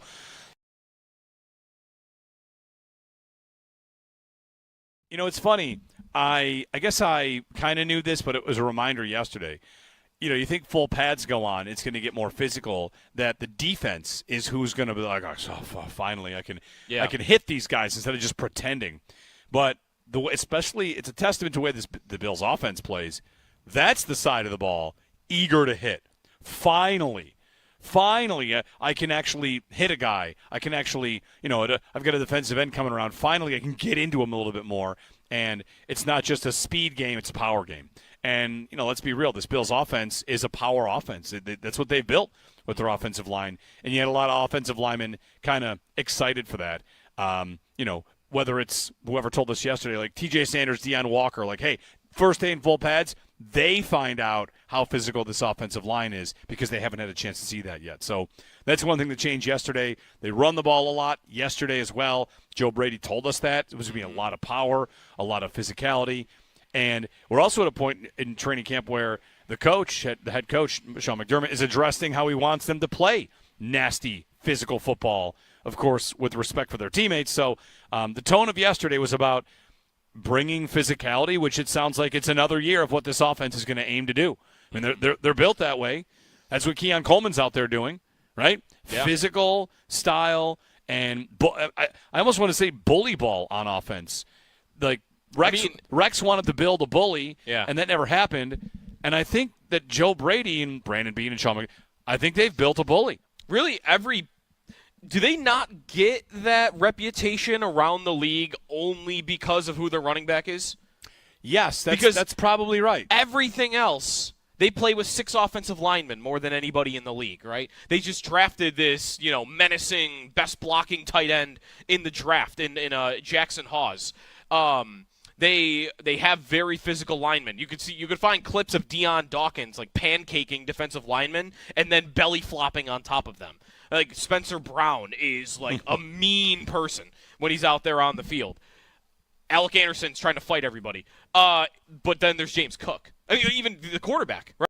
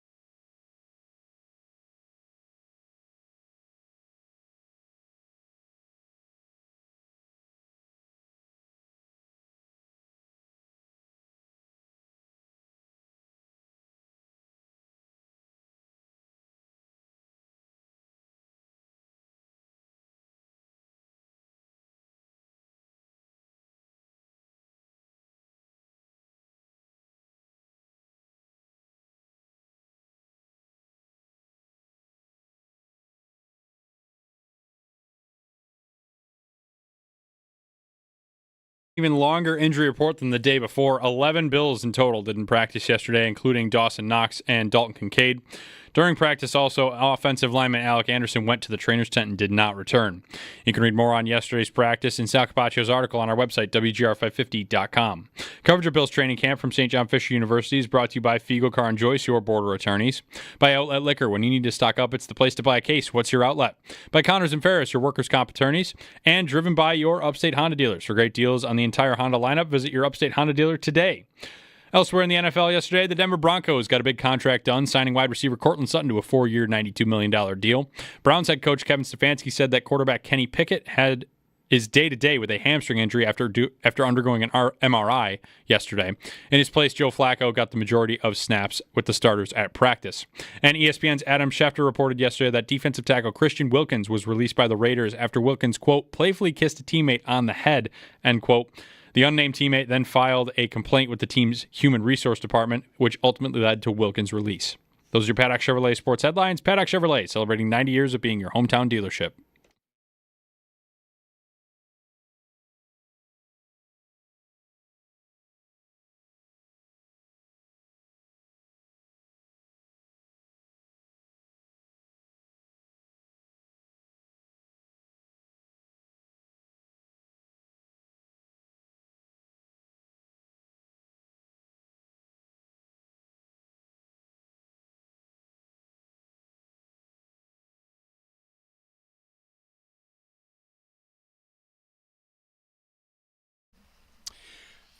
Joining us here at St. John Fisher is Mr. Sal Capaccio.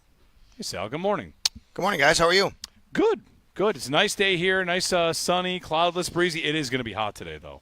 It's been hot. Yesterday was hot. It's hot here. It is. I have not I think maybe it was that one morning where you guys were talking about maybe wearing a long sleeve, but otherwise it really hasn't happened here. It was usually it was the first day. First morning we were here, he telling me about how I used to forget my quarter zip. I remembered a hoodie. I forgot. He forgot one, and every day since, I don't think we've needed one. Yeah, it's even this early at 6 a.m. I mean, it's been getting to close to or not over 90 degrees a few times here. Yeah. Luckily, the team's off the field. When I say that, I mean luckily for the players not having to deal with it. About 11:30, 11:40, pretty much every day. But it gets really toasty for sure. Do I feel like we complain about that more than the players would anyway? Because a lot of these players are from Florida and California. There are definitely hotter camps, I would think. Maybe not. I mean, do the Rams still go to Hawaii? That's mini camp. Like the real field today around here is going to be about 90 degrees in the afternoon, but like you said, they'll be off the field by then.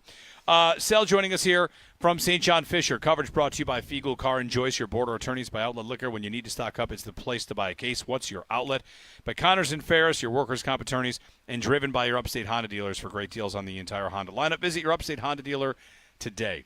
All right, before we get into some stuff about positional battles, injury news, we see the Bills kind of dipping into the depth receiver market because of injuries to Shavers and Laviska Shenault and even Elijah Moore and Curtis Samuel. Like, Sal, they're kind of trying to find anybody to fill spots just to practice, it seems. Yeah, and I think that's where you start, where you need bodies to practice. You can't have Khalil Shakir, Keon Coleman, and Joshua Palmer taking every rep. Right? You can't do that. And I know you got guys in the bottom end of the roster, but, you have to have people to rotate in, and especially depending on what period you're doing. Every day is different. There's a practice plan. If you're running red zone, it's different than if you're running 2-minute offense. You got to stick with your practice plan. Well, who do we have? We got to bring guys in and out, and you can't have the same guys running every play and every rep. And then the more you put on the other guys, if you say, well, we're just down a few guys, well, that's more risk for them to get hurt as well, and you don't want that. So it's a bit of a balance with everybody when it comes to that. And then on top of that, if there's guys out there that you want to get a look at just in case for down the road, I always say, yes, this is maybe different at wide receiver. They are a little bit banged up. But teams bring guys in all the time early in the season so that if something happens later in the season, they know they've seen them. They've talked to them. They've worked them out. So you could bring in a Justin Ross right now, which is the report they worked out Justin Ross. Maybe don't sign him, but maybe week 8 you're like, oh, man, we need a receiver. Oh, yeah, remember we just worked out Justin Ross 2 months ago. Let's check back in on him instead of saying we've never met the guy, right? I mean, it's a lot. That's a lot of the reason why you do those things. Do you feel like most of these receivers, especially Sal, sound like they might be more on we're holding them out to be conservative more than anything that sounds long term right now? I think so, yeah. We can run through the list here, right? Let's run through the list of hamstring for Samuel. There we go. Right. Shavers, the ankle is not serious, which is great. Okay, right. But he can't practice right now. So Sean McDermott said a couple days. I'm guessing maybe they give him today off again because tomorrow's an off day. Yep. And then they get back and, we'll see on Thursday. So hamstring for Samuel, general soreness for Elijah Moore. What does that mean, right? I mean, how is that something that continues on? Caden Prather, a hamstring injury. Saw him go to the tent the other day, came out with a wrap on his leg. And then there's one more I'm missing here. I think Shavers, Samuel. Then we got the Moore. receivers. I mean, Kincaid would be next. And Kincaid has knee soreness, which is very concerning. So, I don't know, Jeremy. Like, the fact that, no one's going on, some sort of list is good. Right. You can't put a guy in IR right now anyway. He'd be out for the year, basically. You can't do that. So you got to kind of treat it delicately. I do think, judging by the way they treated Dawson Knox, and he's come back now, he hasn't practiced yet, but he was activated with his hamstring. Very cautious, so hopefully that's just what they're doing with everybody here. Sal, yesterday's the first fully padded practice. A lot of guys talking about how that the intensity comes up, and then one of the storylines from the last couple days is that McDermott wants them to be nasty, that Alec Anderson was kicked out of a practice for a nasty, disrespectful hit. So the Bills are, we were talking about it earlier, they really have built a bully, and the offense plays such a physical style that the pads go on, and it's the offense that's excited about that opportunity to start smashing guys. And, crossing the line is something McDermott's, of course, going to keep an eye on. Like, he wants them nasty, but he doesn't want them to be dirty. I like Sean's response when he was asked about all that, and he said, because, you can get this from coaches. When these things happen, these fights happen, he said, fights happen in practice. He said, I'm not going to sit here and say I'm for fights or against fights. Like that, you just don't do that. It's not like, oh, yeah, I want my guys to fight, or no, don't ever fight. It's, hey, these are going to happen. Are we doing it, once it happens, are you getting back in and getting it done, and you're done, and you didn't do anything completely wrong and over the line, but if something happens over the line, that's where he has an issue. That's what happened with Alec Anderson. I don't know, I didn't see the exact play from Alec Anderson, but what he said was, you have to have respect for another man's career. And if not, and you're crossing the line, that's what he's not going to tolerate. And that's why he sent Alec Anderson off the field that particular day. He said he's addressed it with Alec. Yeah. They've talked about it. I think we all know now that Alec Anderson is a guy that if you said, hey, someone might get kicked out of practice for doing something, maybe we'd get to Alec Anderson first. That doesn't have to be a bad thing. What it is something where he has to control his aggression a little bit sometimes. Sure. He has to understand what's acceptable, what's not acceptable right there. I wonder if, we kind of have to do this with everything. Is that a Hard Knocks story we're going to see? Oh, yeah, Are they going to address it with the team after? That's the kind of thing that, you're constantly wondering how this little balance happens. You don't want to call out a player publicly, but you want to make sure, if McDermott wants to stand on what he stands for, it's an opportunity to do that and say, if they want that in there, then yes, I addressed it with the team, and we're going to be physical, we're going to be this, we're not going to be dirty. That's going to be part of his culture. Yeah, and when you said, the offensive players get excited, I'll give you a great example. They went to one-on-ones with O-line, D-line yesterday, right? Mm-hmm. They've done this before, but now you have pads on. You're going hard. It's a edge rusher or a interior guy, and it's one-on-one, and whistle goes, and he's got to get to the quarterback. And the offense won their share of reps. Defense won a couple. I think the offense did a great job overall. But I heard someone on the offensive side yell, and I don't know who it was, after one of the offensive guys won the rep, and the defensive defender couldn't get there. He yelled, "That's right, pads are on now. Pads are on now," meaning you can't just blow by us now, right? We got pads on. Now we can actually get in your face, and we can actually put hands on you. And they were getting after. They were getting nasty. Then you go watch one-on-ones DBs against receivers. Yeah. Man, Benford and KJ Hamler were into each other. Yeah. It was fun and interesting. Yeah. They got nose to nose, face mask to face mask, barking at each other to a point where Hamler was up, and Benford was trying to yank whoever was out of the drill. He wanted him again. Mm-hmm. And coaches are like, no, you'll get him again. So whoever it was, I don't even remember, it might have been Jamarcus Ingram or Taron Johnson, they go, and then Hamler came back, and him and Benford went at it again. It was great. So speaking of wide receivers and DBs, it seems like there's a growing belief that not that there's a problem for Hairston, but that Trey White is having a good camp. Yeah. And he's above Hairston right now on the depth chart. And, like, that possibility for him to be the starter is real. Listen, I've said it this way since before camp began. What I believe would happen is that Tre'Davious White would be the penciled-in starter. Max Hairston would have every chance to win that job, but he's going to have to win it. It's not that Trey has to lose it, because I don't think Trey's going to lose the job. Trey's going to be steady. And he's going to be the guy that they know what he's doing. They're going to trust him. I think Max Hairston has every ability to try and win that job, but he's got to beat out Tre'Davious White. And I don't want to say it like it's Tre'Davious White's job to lose, because I think they know what they're getting, Trey. He's got this floor, and that's who he is. Can Max Hairston elevate past that? Yeah, you're almost saying Trey can't lose it. It's more Hairston has to take it from him. Has to take it from him. Right, so it's Hairston's – it almost is – you could say it's Hairston's job to win without saying he's in the lead right now. Does that make sense? Yeah, sure. And look, I think preseason's going to matter when they go out there and you have to see him perform. You have to see Tre'Davious White in regular game action still a little bit, right? And I know as a veteran starter, we're not going to see him a lot. You're going to see Hairston. That's where he's going to get his opportunity. Max Hairston's going to play in preseason, and we're going to see. But, hey, listen, this isn't a surprise to me that Tre'Davious White is the penciled-in starter, and he's playing pretty well. I think Tre'Davious White has looked as fresh and as good as you could expect him to look in this situation.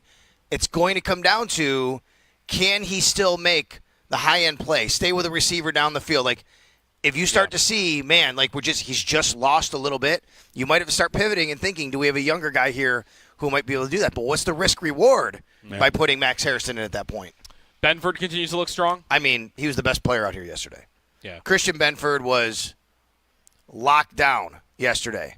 And, yes, he had like 5-6 reps, and there were a couple times a ball got caught on him. But, I mean, he wasn't beaten down the field. You know what I mean? Right. And then one time Khalil caught it, and they were wrestling. He punched it out. But anyway, he was the best player. And I did some numbers.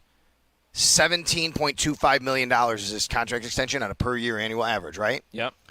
19th paid quietest cornerback in the league, and that doesn't even kick in until next year. He's going to be like 25th highest paid probably by the time the contract even starts. Yeah.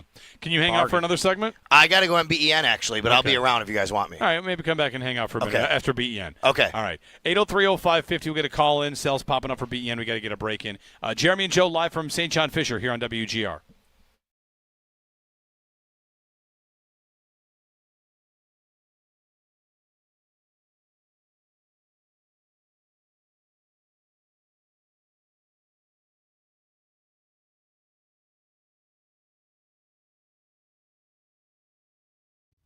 I still think, I'll say, I still think re-signing Cook is possible. Yeah. You know, like on a scale of 1 to 10, how shocked would you be if they got an extension done with Cook? If it was announced today, how shocked would you be? I still would be. I 10 don't know out if of 10 shocked? No, not 8 10 out of 10. I'd like a 7 out of 10. Okay. I'd be surprised. I'd not go that far, but I would definitely be surprised. Okay. I would not be surprised at all. That doesn't mean I want to go so far as predicting it. Yeah. But I just have the door totally open for it because, I mean, if Bean is going to talk about the offense like, hey, we got a good thing going, then they're going to want to bring a lot of the pieces back. They wanted to bring back Mac Hollins, and it sounded like they might have been a little surprised that they lost him. So, again, Cook has to have the right number there, and I guess he could be so committed to a big, big number that he could price himself out. But when Bean says he wants them back, I'm inclined to believe him. They keep bringing pieces back. Are they going to bring back Osiris Torrance or Connor McGovern? They might have a call to make there. Mm-hmm. You know, those two are two other players that maybe they haven't tweeted out what their ask is. Yep. But they might have asks that are too high for the Bills. Are we sure Connor McGovern hasn't tweeted out his ask? Would we have seen it? We would have seen it, right? I don't know. It's a good question. That's another one. One of those guys you could get McGovern extended and would not be surprised by that at all either. So, we'll see. I tend to think, I don't say I don't believe him. I think Bean could be just saying the things you have to say if you don't really want to pay a running back 14, 12, 13, whatever the number is, $1 million a year. I think if that was his mindset, then this is how it would sound. And if that is your mindset, you've won.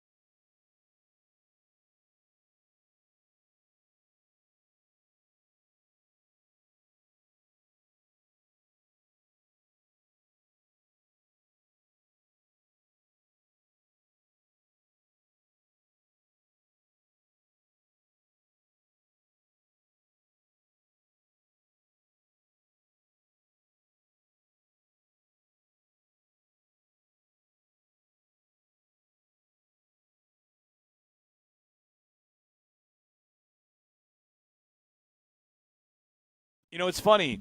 I guess I kind of knew this, but it was a reminder yesterday. You know, you think full pads go on, it's going to get more physical, that the defense is who's going to be like, oh, finally I can hit these guys instead of just pretending. But especially it's a testament to the way the Bills offense plays. That's the side of the ball eager to hit.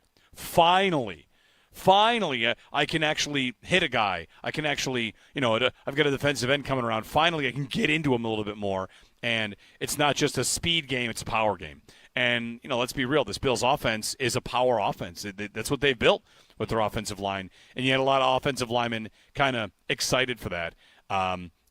Whether it's whoever told us yesterday, like TJ Sanders, Deion Walker, like, hey, first day in full pads, they find out how physical this offensive line is because they haven't had a chance to see that yet. So that's one thing that changed yesterday. They run the ball a lot yesterday as well. Joe Brady told us that. It was going to be a lot of power, a lot of physicality. And we're also at a point in training camp where the head coach, Sean McDermott, is addressing how he wants them to play nasty physical football, of course, with respect for their teammates. So the tone of yesterday was about bringing physicality, which it sounds like it's another year of what this offense is going to aim to do. I mean, they're built that way. That's what Keon Coleman's out there doing, right? Yeah. Physical, style, and I almost want to say bully ball on offense. Like Rex wanted to build a bully, and that never happened. And I think that Joe Brady and Brandon Beane and Sean McDermott, I think they've built a bully. Really, do they not get that reputation around the league only because of who their running back is? Yes, that's probably right. Everything else, they play with 6 offensive linemen more than anybody in the league, right? They just drafted this, menacing, best blocking tight end in the draft in Jackson Hawes. They have very physical linemen. You could find clips of Deion Dawkins like pancaking defensive linemen and then belly flopping on top of them. Like Spencer Brown is like a mean person when he's out there on the field. Alec Anderson's trying to fight everybody. But then there's James Cook. I mean, even the quarterback, right?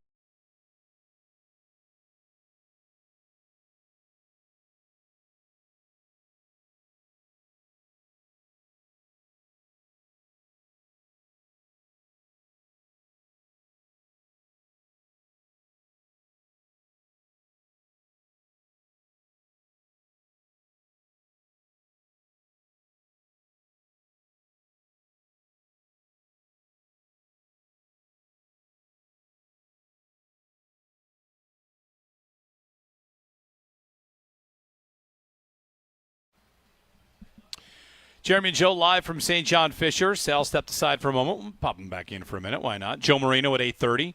Bobby Babage at 9:15. Mike in Pennsylvania is up on the phones. Hey, Mike, good morning. Hey, guys, good morning. Yeah, with the topic of the defense, they live off turnovers. It seems like they've been making big plays just in not big games. And what they're missing, and they've been trying to get it, is that sack element.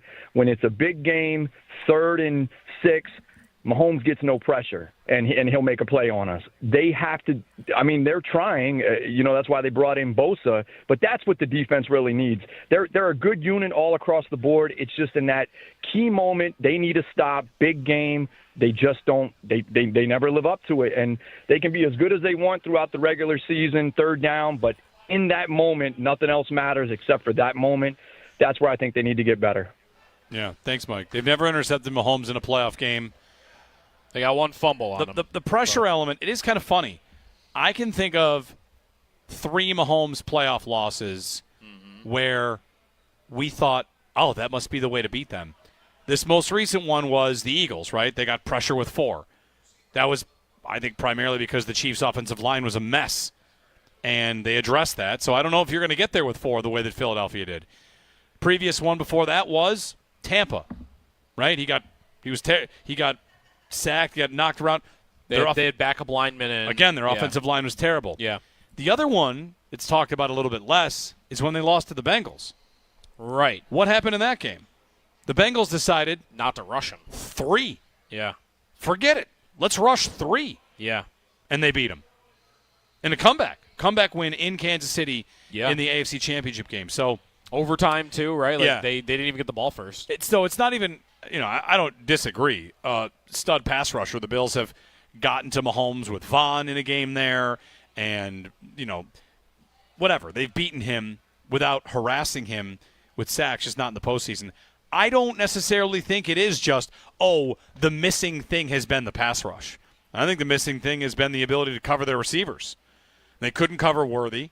They couldn't cover Tyreek Hill. They've never been able to cover Kelsey postseason, right? Right. And whether that's because it's A.J. Klein, they got beat by MVS in the playoffs.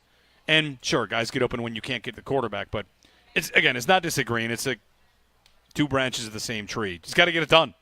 And hopefully Bosa can provide that for them, along with Rousseau maybe taking a jump as well. But I think it's the improved secondary that'll make the biggest difference. That's what has seen a lot of attention in addition to the front seven. Thanks, Mike, for the phone call. Sal might pop in back with us. Joe Marino, 8:30. Bobby Babage, 9:15. Your comments, your calls, your questions, whatever you want. Happy to have you here with us on WGR from St. John Fisher.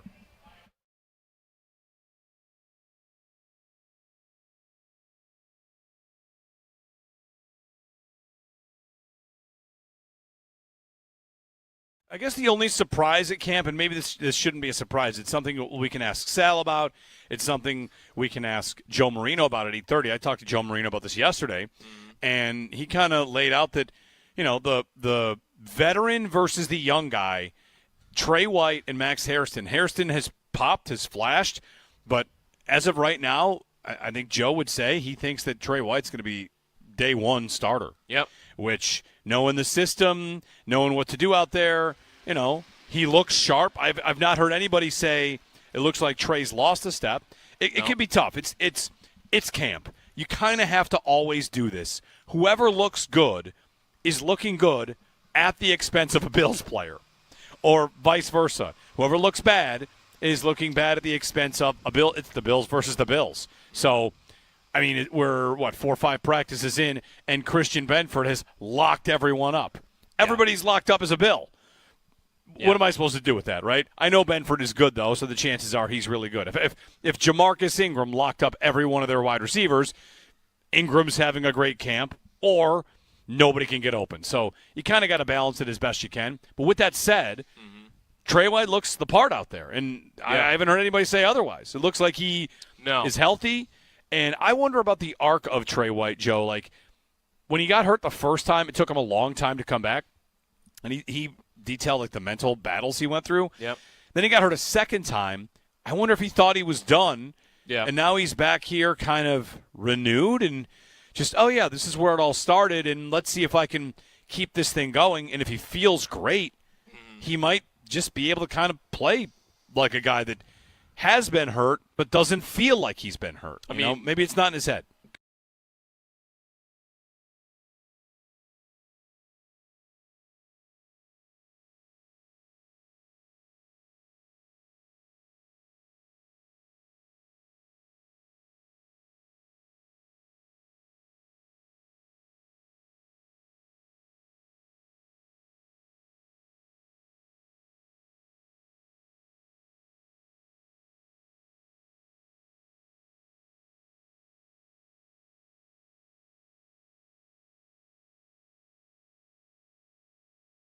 It's funny.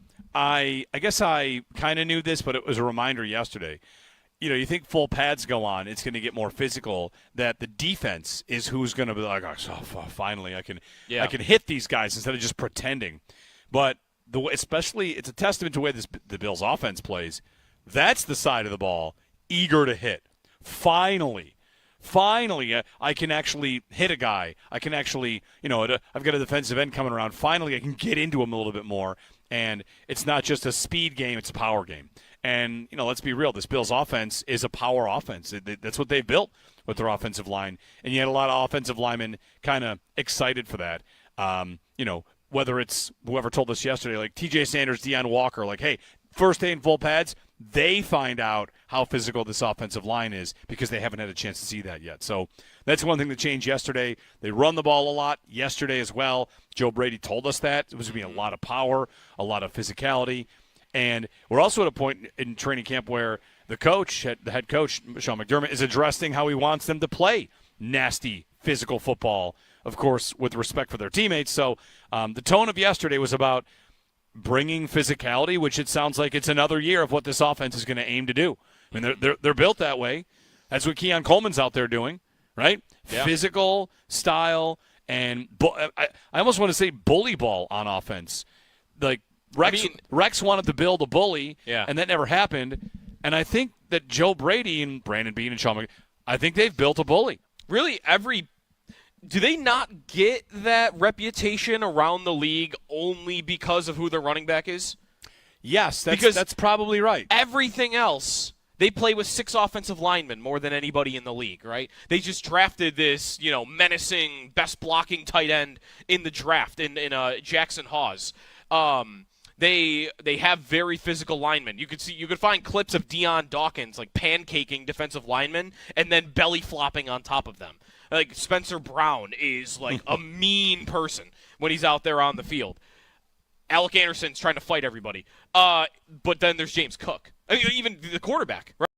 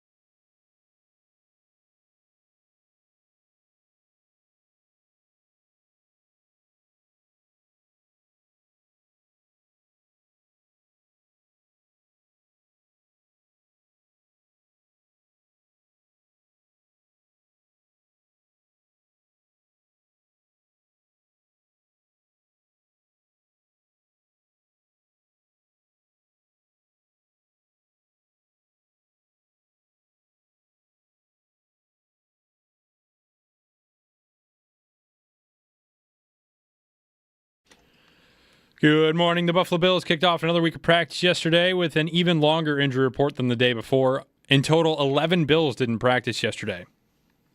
So we got Seb Van Pran, Spencer Brown, Tyrell Shavers, Tyrell with his ankle. Doesn't seem to be serious. Curtis Samuel, Terrell Bernard, Elijah Moore, Dorian Williams, Caden Prather, Dalton Kincaid, Dalton knee soreness, Dawson Knox, and then T. Bass has a little bit of pelvis area soreness, so we're dealing with that.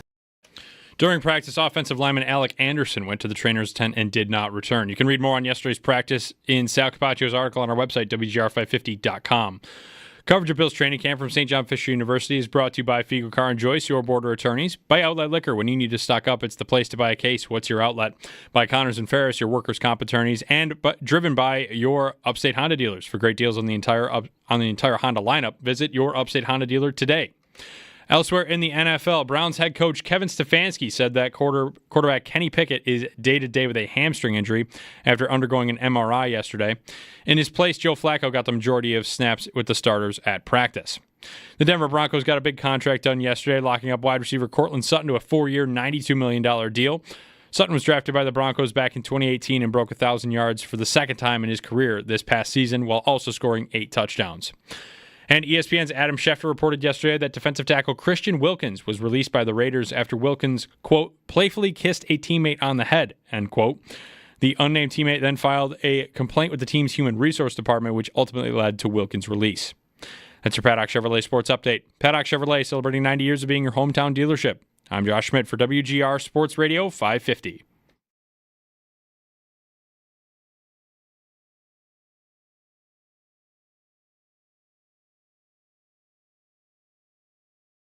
I think the biggest thing is when we go through our season and we look back at the season, we don't just focus on the good or only focus on the bad, because I think then you lose sight of the big picture. There were some times where some really good plays happened that the scheme might have been terrible and, we just have a freak quarterback, or there might have been some plays that might not have went well and the execution wasn't good enough. But if I got in that situation again, would I call the same play? And so really just take an opportunity to just kind of dive in and just kind of look at everything in a whole. And one thing I can tell you, we obviously have to get better. Bills offensive coordinator Joe Brady, who sat with us yesterday, saying we got to get better. One thing Brady did there kind of gives you, we're all just like armchair quarterbacks and coordinators and, guys that yap on the radio and men and women that just yell from the seats. But there are no arms on these chairs. That's true. I have to you're right say that. He said something funny, Sal. He said, I'm Josh's biggest fan and I'm Josh's biggest hater. Like the idea that, I'm the offensive coordinator. I know when he does stuff wrong or when, he's someone's got to tell him when he does something wrong. He's amazing. But he kind of said, like, I must be Josh's biggest hater because he's the one sitting there telling him, like, this wasn't okay. And in that clip right there, sometimes a play looks great, and just because your free quarterback bailed you out. Yeah. So I think Brady's always been pretty good about whatever. He's got a football player's mindset, right? About sometimes something works out and it was wrong. And sometimes you do your best and it didn't hit, but you're okay with it. This is process over results. Yeah, he was talking about that where there's a play with Kincaid. He and Allen miss on a play, but he was happy about it because of something went right. They saw it the same way, blah, blah, blah. So, Brady's an interesting interview to kind of, chew through offense with like that. I think he's been good the last couple seasons. Sal's sitting with us for a couple more minutes. You can give us a call. 803-0550, 1-888-550-2550. Yesterday, pads came on. We talked about that a little bit. Here's a follow-up from something we talked about earlier in the week. Matt Milano. I asked you, what version of Matt Milano are the Bills going to get? And it seems that if 5 days into camp, the version is the Matt Milano I think the version I've been seeing is the Matt Milano we've seen in the Buffalo Bills in a Buffalo Bills uniform for most of his career. It's really just about him staying healthy. I mean, he is just really making himself known out here, right? I mean, we know the player, but now you're seeing, he looks no different than what he's looked at his peak form, kind of, during practices. Can that sustain? Can he stay healthy, stay on the field? All of that. I'm telling you, if he can, he could be in for a really, really big year. Yeah. I mean, Do you remember, was he banged up in the playoffs last year? Yeah, so there was a question about that wasn't so what happened was he was still coming off the injury. Right. Played maybe 4 games, but then you're in a spot where rests against Week 18. So he didn't have a ton of time, but he was crescendoing. Yeah. Gets to the playoff game against the Broncos, plays every snap on defense, right? Right. We talked about that. I think Dorian Williams didn't play a snap. Right. Goes to the Ravens game. Remember, he has the knockdown of the 2-point conversion. Mm-hmm. Right. Against the Ravens, right? Yeah, because they failed 2-point conversions. Right. I mean, so he's playing well. At the end of that game, he wasn't on the field the last few plays. That's kind of weird. Right. The Bills didn't really say anything about it, and then we realized and found out he had a hamstring injury that he played through against the Chiefs. How serious it was, I'm not sure. He still played, but, I mean, yeah. I got the feeling, just the way it was talked about, that if it was a regular season game, maybe they would have sat him. Right. But he played in the Chiefs game, so he did deal with that, and that's the thing that you have to be wary of, right? I mean, he's over 30 years old. Mm-hmm. The way he plays, the stress he puts on his body is why sometimes it can break down sometimes, and that's what happened. Now, nothing you can do about a broken leg. It's happened twice in his career now. Yeah. Broke his leg his rookie year against the Jets. Remember that? Down in the end zone, gets rolled on, and then he breaks his leg in London on a pile. There's nothing you can do about that, right? He also had the pec injury, the biceps injury. Yeah, right. That happened here, right? At home, and it was back in Orchard Park after preseason. Okay. He has the biceps injury. The freak accidents, right? But these are because of the stress he puts in his body, the way he works out, the way he plays. Mm-hmm. He's a football player, and things like that are going to happen sometimes. Because really, I guess you got a little of it last year. Maybe he's got the hamstring he's battling through in the AFC Championship game. I feel like the talent level, most would think the potential for this linebacker duo, especially if you want to make it a trio, if Dorian Williams, ever gets in with special packages, but that Bernard and Milano has the capability of being one of the best linebacker duos in the league. And really, we still haven't seen it for a long stretch. Right. You know, like the hope would be that this season will be that. I know Bernard's already got a little bit of a nagging thing now, but that duo, Sal, I think the ceiling is crazy high, and we just, again, maybe the Baltimore game is like one of the rare instances we've actually been able to see it. Yeah, I agree, and it is a shame. Can we imagine if between the two of them, if we had been always able to have Matt Milano and Troy Bernard on the field, like as a pairing, right? And right. It just hasn't been able to happen. So you're right; they could be really good together. And now you have Bernard that's hurt right now. Right. It just seems like they can never match up. We did see it for a little bit. It'd be great. They just play so well off each other, guys. They really do. They know each other so well. They've been around. Yep. You know, it's Terrell Bernard's 4th year now, right? He's been in those meeting rooms with Matt for the last 3+ years, and they just know each other, how they think, instinctual, and I just think they work such in concert with each other. Sal Capaccio, one quick positional note. We haven't really talked with you too much about what's happening at right tackle with Spencer Brown missing some time.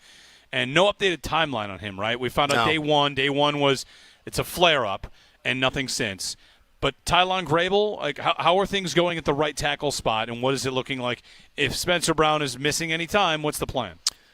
So you have to think Tylon Grable would be the kind of front runner, but I would say do not count out Ryan Vandermark. He has been getting some time there as a swing tackle. He was the swing tackle a couple of years ago, and whenever he's had to play, he's played well. Yeah. Ryan Vandermark. He's a guy they really like. He's an athletic young guy, big guy. He's played there, and he's been getting some time there as well. Remember, though, Tylon Grable kind of took that spot, and Ryan Vandermark was he was a healthy scratch last year during games. I wouldn't count out Ryan Vandermark for the swing tackle job. I still think it would be Tylon Grable's spot, and what I mean by that is to fill in for Spencer Brown if he were to go down. I think one thing is Spencer Brown's really good. I think the Bills are really happy, though, with the depth they have to – a replaceable guy if you have to go into some games with him. Yeah. The one thing that's tough about that spot, I'm trying to remember, Brown was the one I heard talking about this, or maybe it was even Joe O. That part of Brown's job is that awareness of when Josh kicks out of the pocket and rolls to his right, because then you almost become like you got to kick out with him and become that like personal protector in front of him.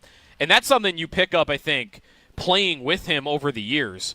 And I wonder, not to say that it would be bad, maybe Josh just wouldn't do it as much. I wonder what that would look like with Grable or we did see a little Vandermark last year. Yeah. And Vandermark did Vandermark play left tackle for Dion a couple years ago against the Patriots? Sounds familiar. Yeah. I think he did that as well. It's a great point, Joe. There was a video I posted yesterday, maybe 2 days ago, on the O-line working. There was a drill. Yeah. And they were doing like a box-out drill. They were starting shoulder to shoulder. So I'm standing here, you're standing there. If you're watching on the video stream, I'm standing here, you're standing there. And Coach Cromer blew the whistle, and you had to turn backward to try to, hey, my guy's spinning, I got to box him out. It became like a basketball box out. It's a drill that they worked on, actually. Yeah. And that reminds me of what you're saying. Like Josh gets out of the pocket. Where's my guy? Oh, he's here. I got to spin. I got to box him out. I can't even get in front of him. Right. And they actually were working on that. All right. When does Spencer Brown become concerning for you? It's getting there pretty quickly because I haven't seen anything about him. Yeah. And back injuries. He's out there with his team watching and, walking around, but he was part of the Josh Allen Madden 99 reveal video. I did see that. The offensive linemen are out there to show him he got the 99 rating in Madden. And Spencer Brown's there for that, so he's here. But but he's got to get on the field, and I think it's more concerning because he's had back injuries and back issue. That's the issue, and that's the reason it's heightened in my book. Yeah. So by the way, speaking of that video, did you see Deion Dawkins' hat? No. Sal, did you see it? I have not. Is it 99 or something? How offended is Sal going to be by Deion Dawkins' hat? I don't know if you saw it. Here we go, Sal. It's got the Yankees. Oh, what are we doing, Deion? You can't get Yankees and Mets on the same cap. And the Mets on the same cap. Is that a foul? Hat foul? I think so. Both logos. He's a New York fan, maybe. What if he's making a statement, I play for a New York football team and I like New York baseball teams? Both of them? Yeah, right. Both of them. He's like, we all play in New York, actually. Yeah. I looked up, so on the site where I'm assuming he got the same hat, they have, I don't know if this is is this the new upside down hat? Tell me they have like Thad, Dodgers, Angels. There's Dodgers and Yankees. Oh, wow. There's a Red Sox and Yankees hat, which to me is wild, ridiculous, that one. Now, if you that's one that I would wear just because I don't like either team, just to make mad every fan, like both at the same time. If you wore a cap that had an AFC East logo or something, and then had the AFC logos, like all four, yeah, I think it'd be okay. No, I wouldn't wear that. Okay, then I would think you work for the league or or something. You work something in the office, right? What's this? I don't know. What is this company? What are they doing? It's called Culture Kings. They're doing multiple. Now there are other hats where there are two teams in the same market. Like a college team. Bills, Sabres. Are you about to tell me they have Auburn and Alabama on the same hat? No, I haven't seen that one. What's Yankees Red Sox? I saw Yankees Red Sox. I'm telling you this: if they put Syracuse Georgetown on that cap, all right, I'm buying it just so I can do things with it. Do they have? You're not going to put Michigan Ohio State the same cap. Might have to ask Jordan Hancock. Jordan, what would happen if you Who saw are these hats for? A cap? Wow. All right, guys, I got to get running. All right, thanks, Sal. You got it. Sal Capaccio here from training camp. Yeah, what? Let me find the ones where there's multiple logos. This is exactly the spot where it's like, oh yeah, we've gone too far. No. Anytime this happens, this is a new thing that's happening, and when you're old like me, you try really hard not to sound like you're just like, that can't happen, and then I sound like the oldest guy on earth, like you and your upside down logos. I'm scrolling through those right now. You want an upside down Diamondbacks logo? It looks like a V. Yeah, of course. Yes. Yep. Who wouldn't want an upside down Pirates? Of course. Upside down Diamondbacks logo. what do they call the double hats?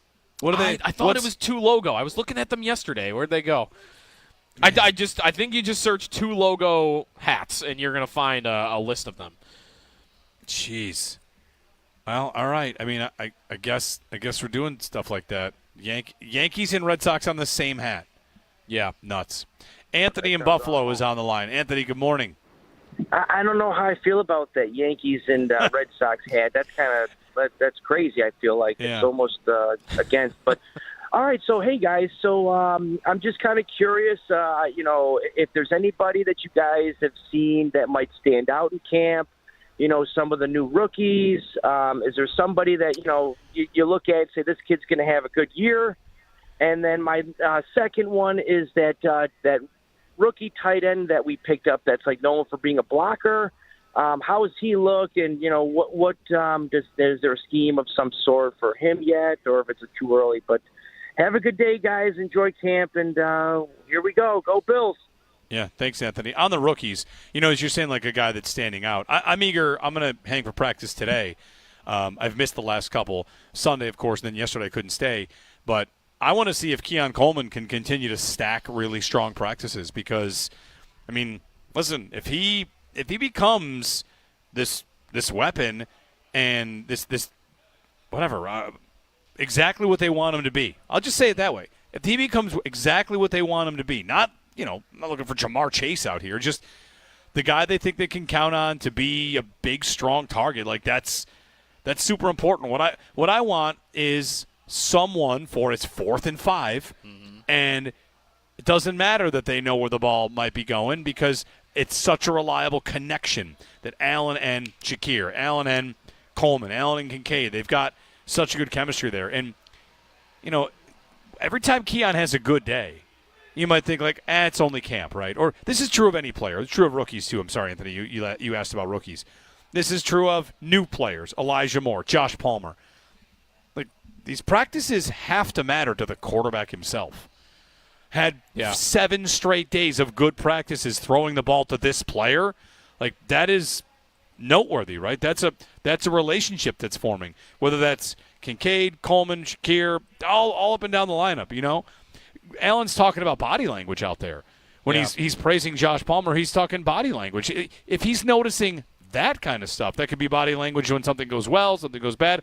It could also be what he does with his shoulders when he's trying to sell a safety or blah, blah. So, you're out here practicing, yes, but for the pass catchers, you're looking to impress number 17 and show him I'm worth your throw. I'm worth your look. Right. There would be timing stuff, of course. It's important as well. I wonder how much off-structure things they would work on at this point of the year, too. Like, who's Josh picking out when he's scrambling, when he's rolling out of the pocket? Who's he looking for? Usually, who's working back to the football? Well, that's not who he's picking. Because usually he's looking for whoever is going down the field. He likes it. That's Ray Davis down there. He doesn't care who it is. That's right. I mean, who was he throwing to when Coleman caught it against the Jets? Wasn't it Ty Johnson? Yeah. And he did that again against Denver. Yeah. Right. I mean, the most famous maybe of all is Pat DeMarco. Don't care. Remember the play? I know that's a different version Pat of Josh, DeMarco. and I'm not saying it is something. No, that's part of it. It's something I don't like. You know, I always want to give him somebody down there. Yeah. The only play they hit against Baltimore in the game they lost 35-10 was a shot to Shakir. Right. He's looking for, when it's broken, he's looking for deep breaks. Remember the play against the Lions where he gets smoked along the sidelines, and right before that, like he's out at the sideline and he's pointing to Coleman. Like, go. Like, keep going. And then he launches it down the field. You had a Gabe touchdown in the opener against the Rams on a broken play like that where it's... Yeah. I guess you're right. Like, these recent examples are all down the field. I don't know. Like, I have this recollection of when Davis is playing and it's Diggs and it's John Brown, that whenever those guys were catching off structure, like, they're working back to the ball. Yeah. And maybe that's the type of player that it is. Maybe it's where you're coming from, right? Why are Ray Davis and Ty Johnson running down the field? Because where are they running from? Yeah, they are short. They're running from short. The only place they have to run is down the field. What about the guys that are down the field? They're coming back, and maybe that's Palmer. Palmer's a separator. Maybe Palmer would be the guy that, you know, if Josh is running away, he doesn't always have to launch it deep because he's got that guy that's working back to him. Yeah. 803-0550 and 1-888-550-2550 if you'd like to join us. Strange story out of Vegas with Christian Wilkins, right? Like, I have no idea what to make of the update on that. It felt like, okay, this all makes sense. He got cut. It was a dispute over medical, how he rehabbed his injury, and a belief that maybe it wouldn't heal properly, and they used that rehab dispute as a way to get out of the contract. But then now what do I have? He kissed a teammate on the top of the head? Yeah. You have Schefter talking to McAfee about this. Yeah. And the way that Schefter is delivering the claim, like he kissed a teammate on the top of the head and the teammate got offended and went to HR. When Schefter is initially saying that to McAfee, he looks over and reads it off of a phone or a screen and almost kind of to make sure, let me make sure I get exactly what I've been told here because it is very odd.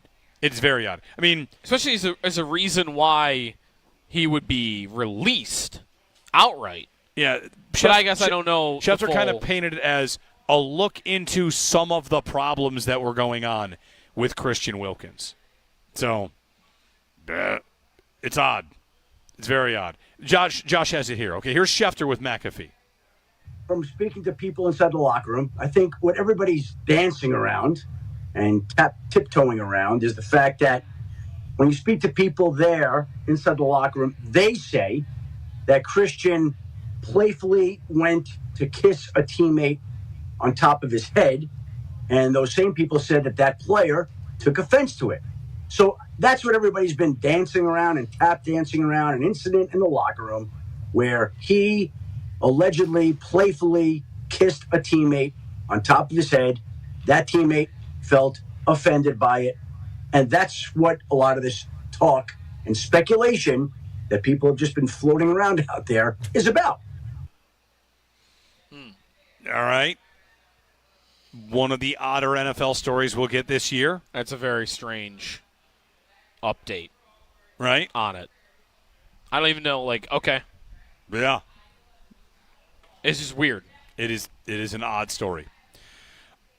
NFL.com. HR locker room stories in general. Yeah, like, once you hear, like, when's the last time you heard HR in NFL locker room in the first, like, Incognito and Jonathan Martin? There you go. Like, is that it? And that is a decade ago? Decade ago. Yeah.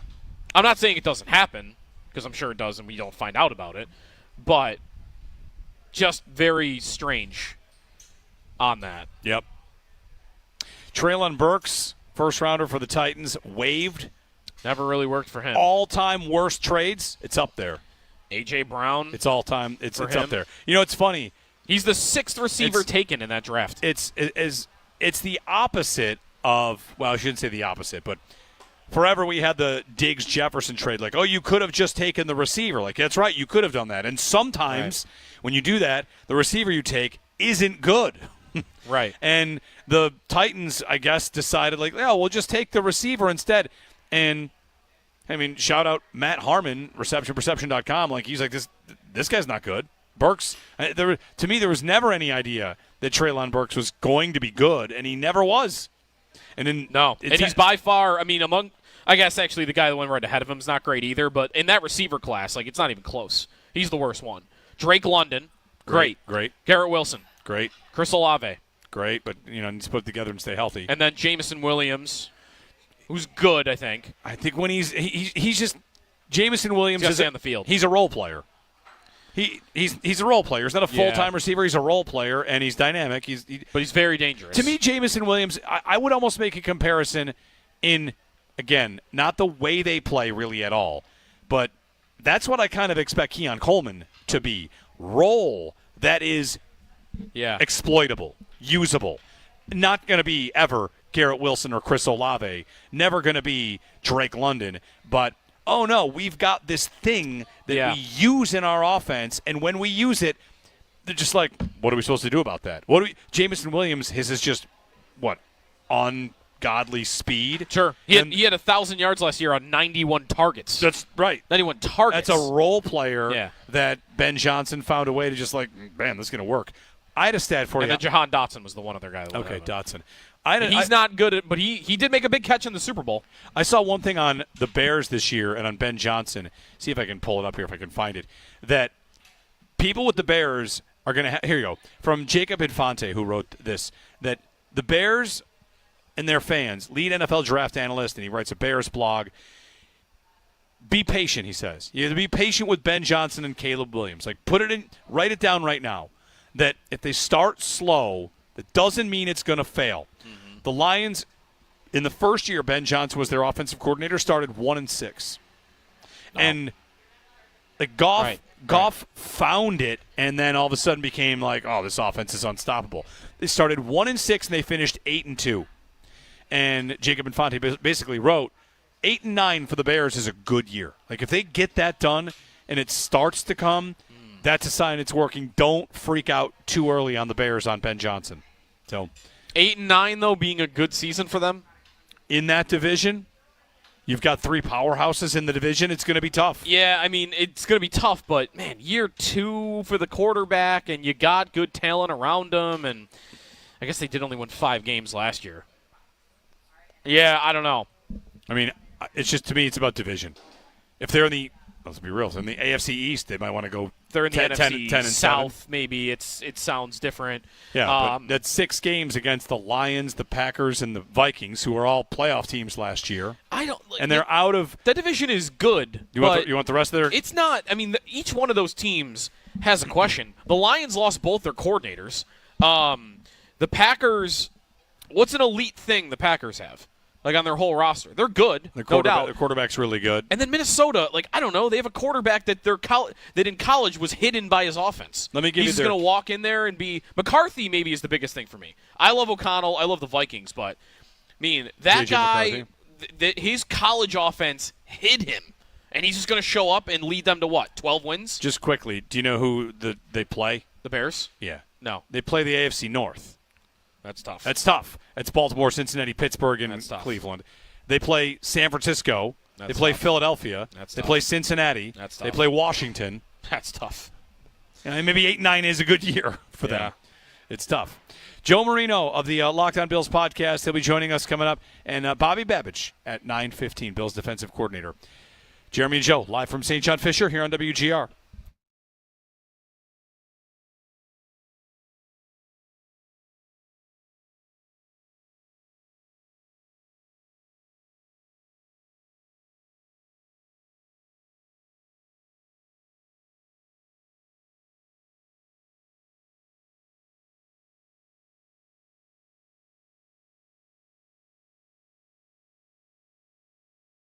The difference is now, you see 4 receivers sign, you're like, all right, well, none of these guys are actually in the mix. It's probably because of the number of injuries they have, and they have to practice. They have to go out there, and they don't want to put Keon Coleman out there for every snap of a practice, and same with Shakir. So, you get a bunch of depth receivers that have come in, and the top 5 spots, I think the top 5 spots are, I would imagine they're on lockdown.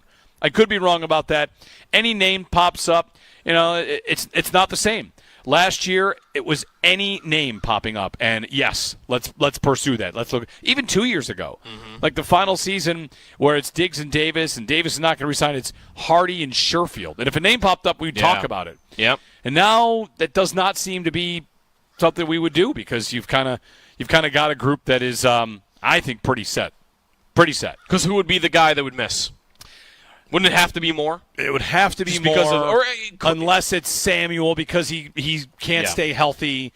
But even then, like, what is the maneuver? What is the mechanism in which they are moving on from Samuel? You would want to trade him if you were going to move on because you clear $7 million in cap space by doing that. But is somebody calling them right now about him?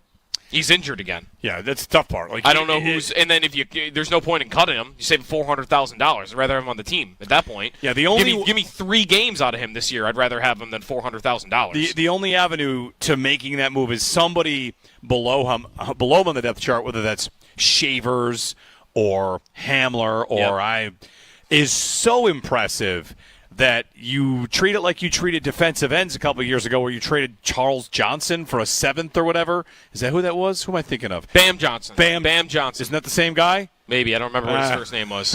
I don't either. But they traded a guy to the Panthers because they have actually too many at the position. So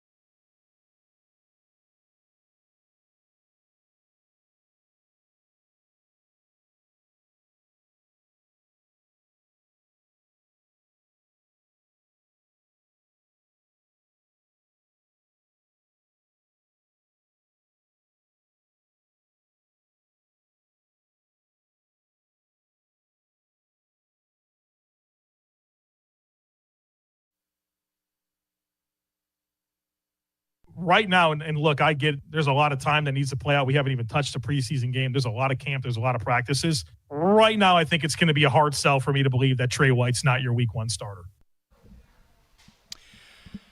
That is Mr. Joe Marino of the Locked On Bills podcast. He said that yesterday on the Bills Squad Show, which is part of your Locked On Bills channel, and on YouTube you can find that. And I told Josh to pull that because I think that's a little bit of a growing sentiment. Jeremy and Joe here with Mr. Joe Marino, who joins us from St. John Fisher. Not a red flag about Max Hairston, more of a testament to Trey White. Looks like he's been pretty good. Yeah, honestly, I've been really impressed with Tre'Davious White, and I didn't know what to expect when the Bills signed him with kind of the recent few years that he's had with injuries, and then last year he was healthy, but the Rams had him for 4 games, and they said that'll be all. You can send him on his way, and he goes to the Ravens, spends a lot of time on the practice squad, and he gets time in their dime packages. And he started to look better, but didn't really know if he'd be back in a spot where he'd be a full-time player in the NFL. But this feels like the right opportunity for him at this point in his career, and I think he's met the moment. Obviously, he's played well himself, but you can just tell there's a leadership component that he brings to this team. I mean, he does his rep, and then he is just literally coaching every single player on the field. When he's done with his opportunities, and he's in Maxwell Harrison's ear a lot, he's in Christian Benford's ear a lot, all the young players, and he's bringing a lot to this football team. But I just haven't seen enough yet from Maxwell Harrison that makes me think that he's a realistic guy to start in week 1. Now, there's a lot of time that needs to play out. We just had our first padded practice yesterday. There's an entire preseason. But I think right now my thought is that Trey White is not going to be easy to set aside and put Maxwell Harrison on the field. For anyone that might, be nervous, we already got a comment in the chat on YouTube that is a red flag or it's another Kyer Elam situation. Why is it not that? Well, I think Maxwell Harrison's doing plenty of good. It's just up and down. And the consistency that he needs to find should be expected, right? I mean, he's a young player. He's a first-round pick, but he's never played in the NFL. If he came out here and had everything figured out from day one, that'd be pretty surprising. That's an unrealistic expectation. And so I think he's being coached through some things. I think he's learning about the physicality in the NFL. I saw several reps against Keon Coleman where, he's really trying to be physical with him. And that's really not his game, right? I think he just has to find his way. And I think we'll see it little by little, but this will be my 3rd practice of the week. And I thought there was growth from, the first practice to second practice, and it's just about staying that course and continuing to show what he can do, but he's got to find some consistency. Do you feel like, I almost don't think it'll get to this point, both Tre'Davious White and Christian Benford have had their injury problems, that if it were White and Benford to start the season, how long it would take for Hairston to get in there, or even if it would, if White comes in and looks the part and is trustworthy and he doesn't look like, it does look like the athletic profile is still there enough that Hairston might not get in anytime soon, but it would be because the guys ahead of him aren't giving him any reason to get in there. I think the Bills have done a good job of knowing when the right time is to play these young players. I think about Spencer Brown, that Houston game. Was it week 4 or week 5? All of a sudden you find out, boom, this is the starting offensive line, and it was the right time for Spencer Brown to step into there. Or Terrell Bernard, for him to kind of have the year of onboarding that he did, and never finding the time for Kyer Elam felt like the right idea, right? So I think they've done a good job of knowing when is the appropriate time to play him, and I think they'll have to have the right idea with Maxwell Hairston. And, I think this team it's like you could, on one hand, maybe wish that Maxwell Hairston was firmly coming in here and claiming the job. But on the other side of that is this team has depth at corner. And it's been a while since that's been true, and the depth has been stressed late in the season the last several years, whether it's been Tre'Davious White not being available. Christian Benford's not been available really for the last 2 Chiefs playoff losses. And so I think that's kind of your silver lining is maybe Harrison's not everything right away, but you've got depth for the first time in a long time at corner that you feel pretty good about. Depth seems to be a conversation pretty much up and down the roster. Like they've got it, of course, in spades on the offensive line. At receiver, we're seeing these names come in, and Joe, it's a departure from last year where these names that would come in will be, well, maybe they can make a difference, and now it's like these guys don't have a chance. It looks like they're pretty well stocked 1 through 5. So I feel like, would you say that about the whole roster, that the depth on the roster is maybe as good as it's been? Well, 9 years into McDermott and Bean, you'd like to think that you're kind of at that point where that's what you're trying to figure out is depth and, really finding areas where you can elevate, but it's a different part of a life cycle of a team where this isn't year 1, 2, or 3. This is well established. They're kind of into another nucleus under the same regime, and so I think that's kind of where the roster turns. It's not New England or Washington or what Houston came through or Arizona. This is a well-established operation, and so I think that's kind of where these conversations are going to be rooted. Is there any position right now where you are wondering about the depth? Quarterback. Quarterback? Quarterback is, well, I think there's a legit battle there between Trubisky and White. Yeah. And I don't know, maybe you could convince me White's been slightly better out here, but I think any gap would be marginal. I think Mike White probably throws a better, more accurate football, but there's athletic limitations there. You watch his footwork; those feet are heavy. Like looking like Matt Ryan trying to get in his drops. He's just not very mobile. But that's kind of where Mitchell Trubisky picks up the slack. But then maybe White just has a little bit more when he's actually throwing the football in terms of placement and some timing stuff. So the challenge there is I feel like Trubisky's the one that has the big time relationship with Josh Allen, which we know is an important part of the quarterback depth conversation here. And but the other side of that is the Bills would gain $1 million in cap space if they were to go with White over Trubisky. So I think that's a real battle that's going to play itself out in preseason. But the reality is I don't love either option. And maybe the real answer there is Josh Allen just needs to continue to be the most durable quarterback in the NFL. We're watching a couple practices, 5 practices in. Injuries have been a storyline. Kincaid out with a knee, Samuel the hamstring. Nothing sounds too serious, but I feel like maybe we have flashbacks to last year where so-and-so missed the start of camp, and because of that, they're behind. And for Allen, one thing you and I've talked about a lot is building chemistry with Kincaid, how important that is for those to have chemistry. And for him to be out right now is unfortunate. Very much. And it feels like that's been a quiet conversation before he was injured. It was like, how's Kincaid looking out here? And I thought for the 2 practices that I saw him, I thought things looked good. A lot of good runaway routes from linebackers.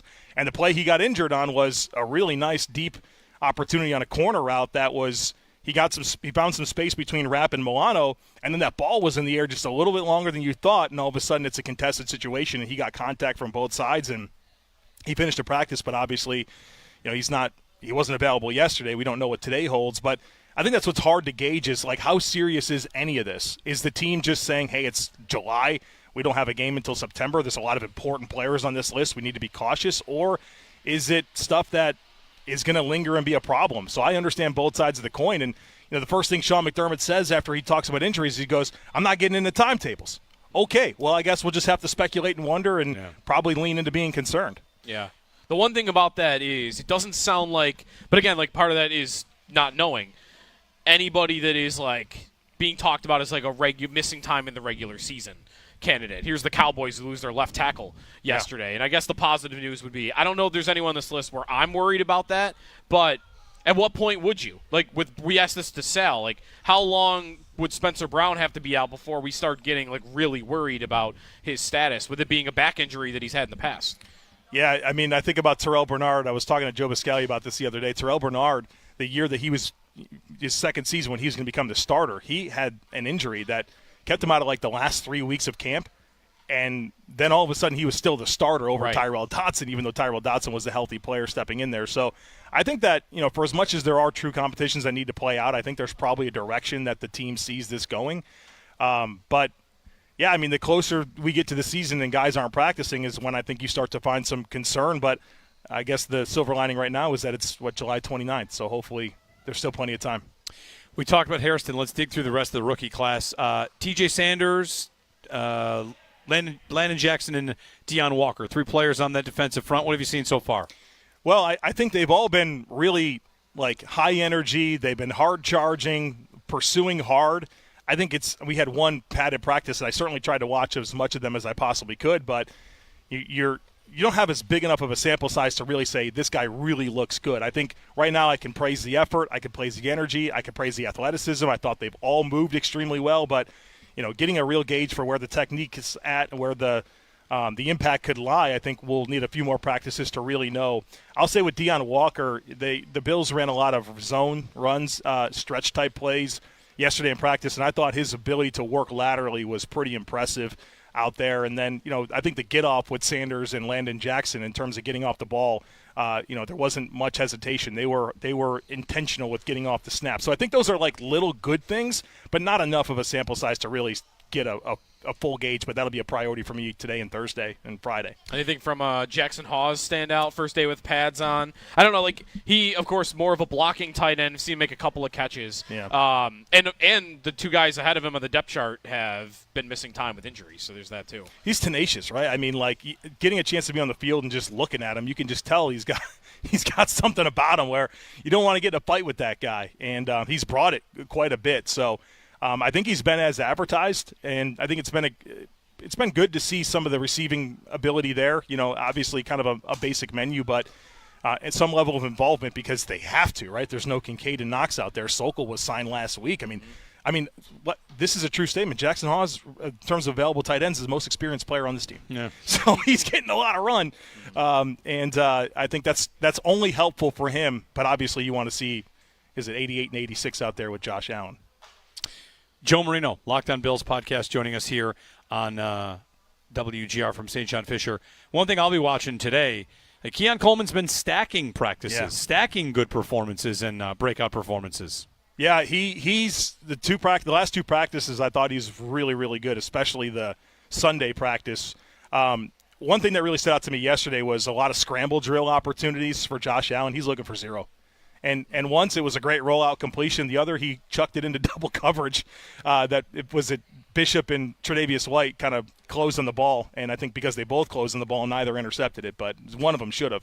But he's looking for 0 for sure on those scramble drills. And then I thought the Sunday practice is where you saw more of the cerebral, savvy, find space, use the frame to kind of box out and be that towering type player that they drafted him to be. So I think it's been 2 good days for Keon. It's not without some inconsistency. Like he beat Maxwell Harrison clean on a vertical route yesterday and decided to one-hand it for no reason and didn't catch the ball. So, some little things like that to clean up, but I think I've mostly been really satisfied with where he's trending. Feels like there's a little bit, whatever. I've heard a lot of the intellectual part of the game for Keon. Is that something you saw in the scouting going back and last year as well?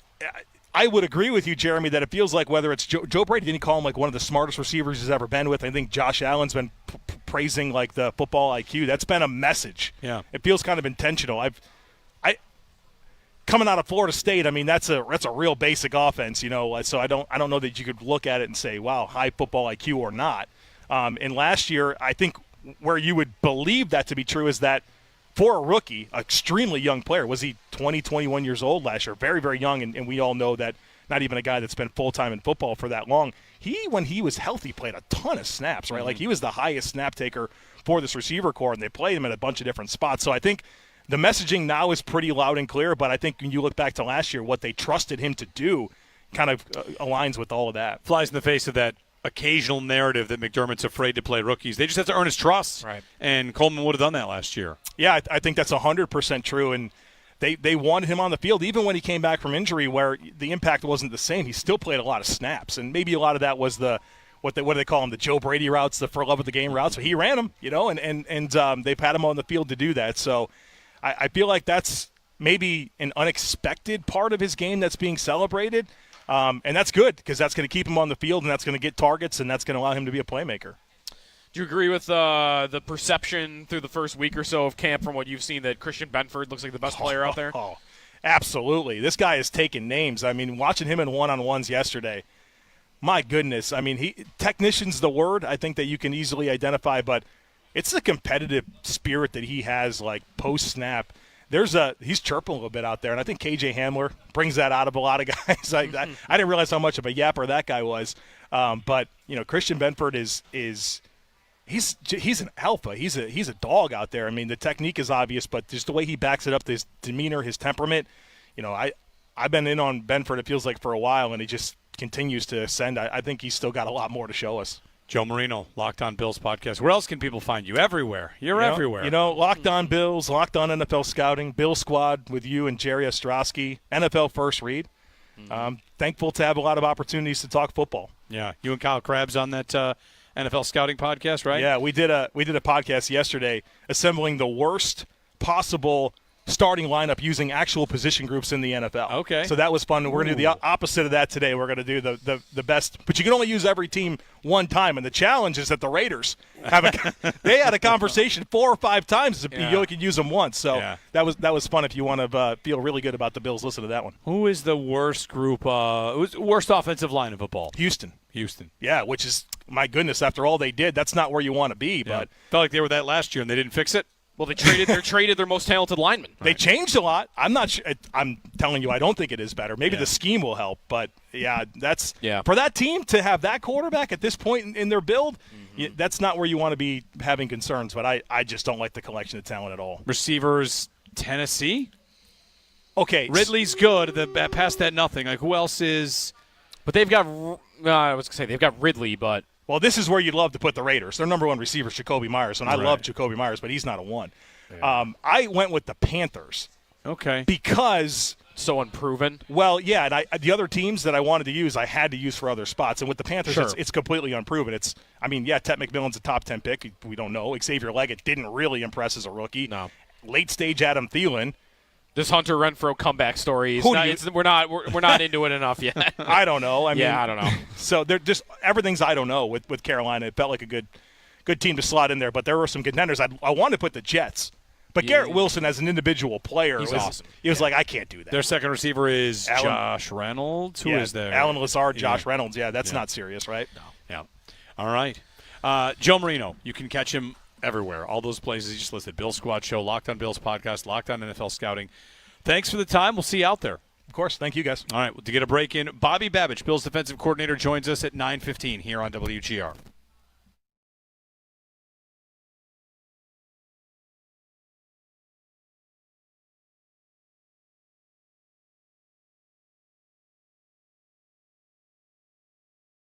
So speaking of wide receivers and DBs, it seems like there's a growing belief that not that there's a problem for Hairston, but that Trey White is having a good camp. Yeah. And he's above Hairston right now on the depth chart. And like that possibility for him to be the starter is real. Listen, I've said it this way since before camp began. What I believe would happen is that Tre'Davious White would be the penciled-in starter. Max Hairston would have every chance to win that job, but he's going to have to win it. It's not that Trey has to lose it, because I don't think Trey's going to lose the job. Trey's going to be steady. And he's going to be the guy that they know what he's supposed to do, what he's doing. They're going to trust him. I think Max Hairston has every ability to try and win that job, but he's got to beat out Tre'Davious White. And I don't want to say it like it's Tre'Davious White's job to lose, because I think they know what they're getting, Trey. He's got this floor, and that's who he is. Can Max Hairston elevate past that? Yeah, you're almost saying Trey can't lose it. It's more Hairston has to take it from him. Has to take it from him. Right, so it's Hairston's. It almost is. You could say it's Hairston's job to win without saying he's in the lead right now. Does that make sense? Yeah, sure. And look, I think preseason's going to matter when they go out there and you have to see him perform. You have to see Tre'Davious White in regular game action still a little bit, right? And I know as a veteran starter, we're not going to see him a lot. You're going to see Hairston. That's where he's going to get his opportunity. Max Hairston's going to play in preseason, and we're going to see. But, hey, listen, this isn't a surprise to me that Tre'Davious White is the penciled-in starter, and he's playing pretty well. I think Tre'Davious White has looked as fresh and as good as you could expect him to look in this situation. It's going to come down to, can he still make the high-end play, stay with a receiver down the field? Like, if you start to see, man, like he's just lost a little bit, you might have to start pivoting and thinking, do we have a younger guy here who might be able to do that? But what's the risk-reward by putting Max Hairston in at that point?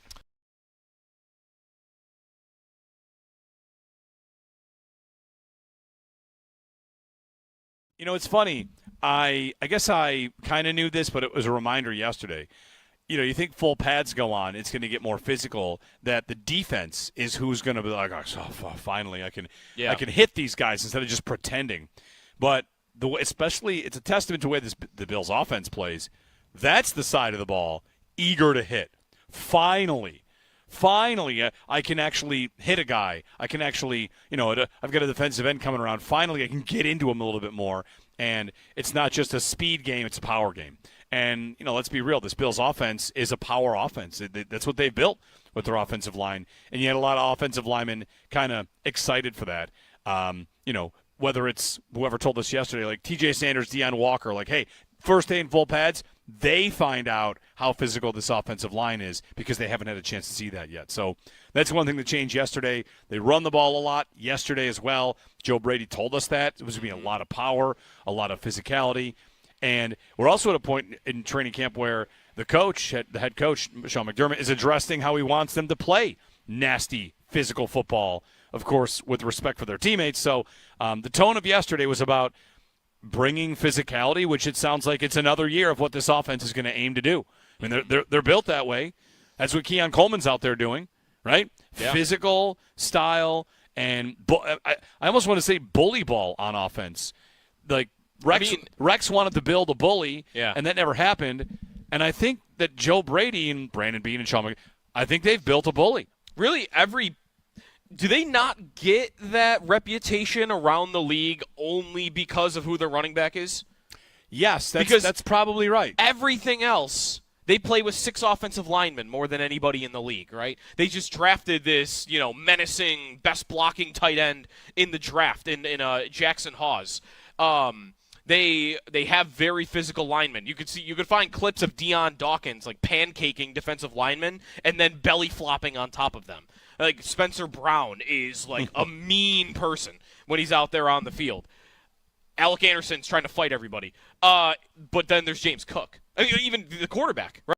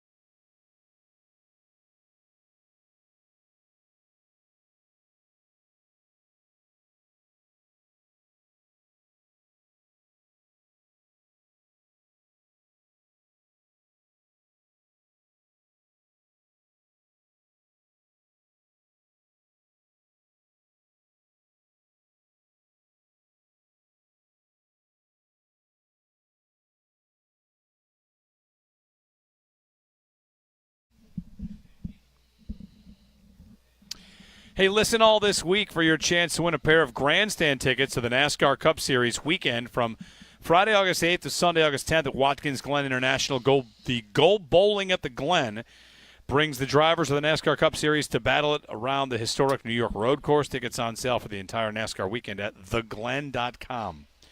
Go Bowling at the Glen. Is it the first time that another sport has used another sport to advertise for its sport? This is a NASCAR race sponsored by GoBowling.com. That would be like if the Stanley Cup Final presented by the National Football League. Yeah, right. In a way, but more likely flip that around. Right? Yeah, it'd be the other way around. Yeah, the NHL's bought the rights to. Shouldn't they do that? Please watch the Super Bowl 50. Hey, the halftime show. Super Bowl 61 halftime show is brought to you by. Please watch hockey. The National Hockey League. They should do that, shouldn't they? Yeah. I've got a very quick story about how old I am in a minute. I'll tell you on the other side. It's one of those things where I've started a thing. How old you are? What are you doing? It's probably one of these like, oh, you're becoming an old person now. Yeah, I got that for you today. Also, I've got some DVOA Super Bowl odds in Aaron Schatz's football almanac. And there are 2 teams that are really far down the list that their fans are going to probably go nuclear. Oh, good. Excited about that. Yeah. 803-0550. You can give us a ring. You can comment on the chat on our YouTube channel. You can stay tuned. Bills defensive coordinator Bobby Babage, 9:15 today here. Will sit down with us at St. John Fisher, and I'm ready. He's been with Trey White since 2017. He would have seen White at his peak, see him come back, so we'll ask him plenty about Trey White and how that's going. Max Hairston, he's got a lot of rookies to deal with as well. So the Bills DC coming up 9:15 here on WGR.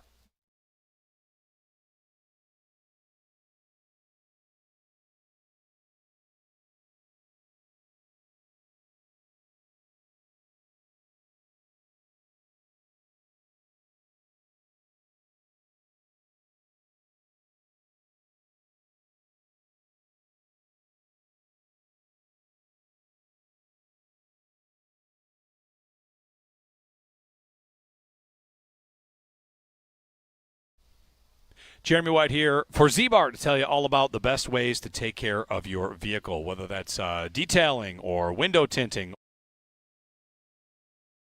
So speaking of wide receivers and DBs, it seems like there's a growing belief that not that there's a problem for Hairston, but that Trey White is having a good camp. Yeah. And he's above Hairston right now on the depth chart, and like that possibility for him to be the starter is real. Listen, I've said it this way since before camp began. What I believe would happen is that Tre'Davious White would be the penciled-in starter. Max Hairston would have every chance to win that job, but he's going to have to win it. It's not that Trey has to lose it, because I don't think Trey's going to lose the job. Trey's going to be steady, and he's going to be the guy that they know what he's supposed to do, what he's doing. They're going to trust him. I think Max Hairston has every ability to try and win that job, but he's got to beat out Tre'Davious White. And I don't want to say it like it's Tre'Davious White's job to lose, because I think they know what they're getting. Trey, he's got this floor, and that's who he is. Can Max Hairston elevate past that? Yeah, you're almost saying Trey can't lose it. It's more Hairston has to take it from him. Has to take it from him. Right, so it's Hairston's – it almost is – you could say it's Hairston's job to win without saying he's in the lead right now. Does that make sense? Yeah, sure. And look, I think preseason's going to matter when they go out there and you have to see him perform. You have to see Tre'Davious White in regular game action still a little bit, right? And I know as a veteran starter, we're not going to see him a lot. You're going to see Hairston. That's where he's going to get his opportunity. Max Hairston's going to play in preseason, and we're going to see. But, hey, listen, this isn't a surprise to me that Tre'Davious White is the penciled-in starter, and he's playing pretty well. I think Tre'Davious White has looked as fresh and as good as you could expect him to look in this situation. It's going to come down to, can he still make the high-end play, stay with a receiver down the field? Like, if you start to see, man, like he's just lost a little bit, you might have to start pivoting and thinking, do we have a younger guy here who might be able to do that? But what's the risk-reward by putting Max Hairston in at that point?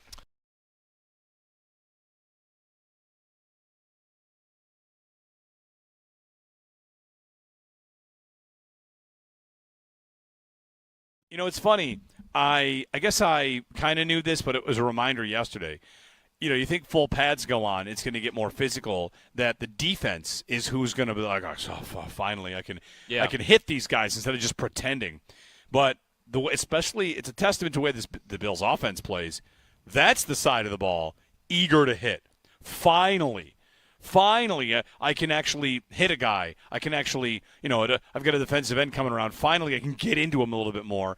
And it's not just a speed game, it's a power game. And, let's be real, this Bills offense is a power offense. That's what they've built with their offensive line. And you had a lot of offensive linemen kind of excited for that. Whether it's whoever told us yesterday, like TJ Sanders, Deion Walker, like, hey, first day in full pads, they find out how physical this offensive line is because they haven't had a chance to see that yet. So that's one thing that changed yesterday. They run the ball a lot yesterday as well. Joe Brady told us that. It was going to be a lot of power, a lot of physicality. And we're also at a point in training camp where the head coach, Sean McDermott, is addressing how he wants them to play nasty physical football, of course, with respect for their teammates. So the tone of yesterday was about bringing physicality, which it sounds like it's another year of what this offense is going to aim to do. I mean, they're built that way. That's what Keon Coleman's out there doing, right? Yeah. Physical style and I almost want to say bully ball on offense. Like Rex wanted to build a bully, and that never happened. And I think that Joe Brady and Brandon Beane and Sean McDermott, I think they've built a bully. Really, do they not get that reputation around the league only because of who their running back is? Yes, that's probably right. Everything else They play with 6 offensive linemen more than anybody in the league, right? They just drafted this, menacing, best blocking tight end in the draft in Jackson Hawes. They have very physical linemen. You could find clips of Deion Dawkins like pancaking defensive linemen and then belly flopping on top of them. Like Spencer Brown is like a mean person when he's out there on the field. Alec Anderson's trying to fight everybody. But then there's James Cook. I mean, even the quarterback, right?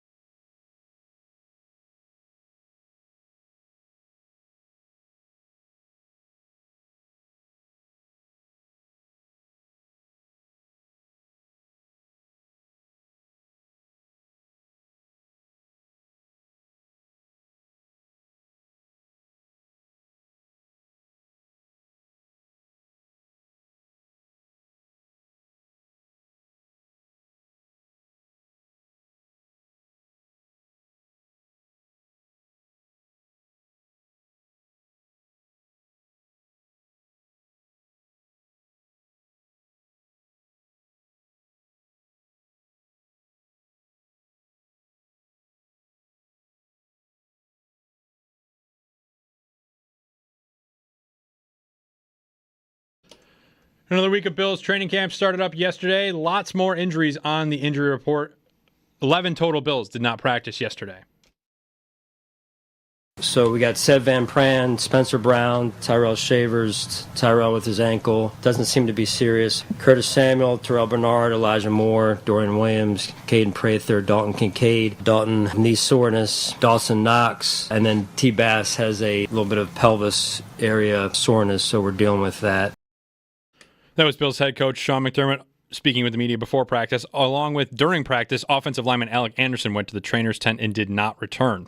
You can read more on yesterday's practice in Sal Capaccio's article on our website, WGR550.com. Coverage of Bills training camp from St. John Fisher University is brought to you by Fiegel Car and Joyce, your border attorneys. By Outlet Liquor, when you need to stock up, it's the place to buy a case. What's your outlet? By Connors and Ferris, your workers' comp attorneys, and driven by your Upstate Honda dealers. For great deals on the entire Honda lineup, visit your Upstate Honda dealer today. Elsewhere in the NFL yesterday, the Denver Broncos get a big contract done, signing wide receiver Cortland Sutton to a 4-year, $92 million deal. Sutton was drafted by the Broncos back in 2018 and broke 1,000 yards for the second time in his career last season, while also scoring 8 touchdowns. Browns head coach Kevin Stefanski said that quarterback Kenny Pickett is day-to-day with a hamstring injury after undergoing an MRI yesterday. In his place, Joe Flacco got the majority of snaps with the starters at practice. And ESPN's Adam Schefter reported yesterday that defensive tackle Christian Wilkins was released by the Raiders after Wilkins, quote, playfully kissed a teammate on the head, end quote. The unnamed teammate then filed a complaint with the team's human resources department, which ultimately led to Wilkins' release. That's your Paddock Chevrolet Sports Update. Paddock Chevrolet, celebrating 90 years of being your hometown dealership. I'm Josh Schmidt for WGR Sports Radio 550.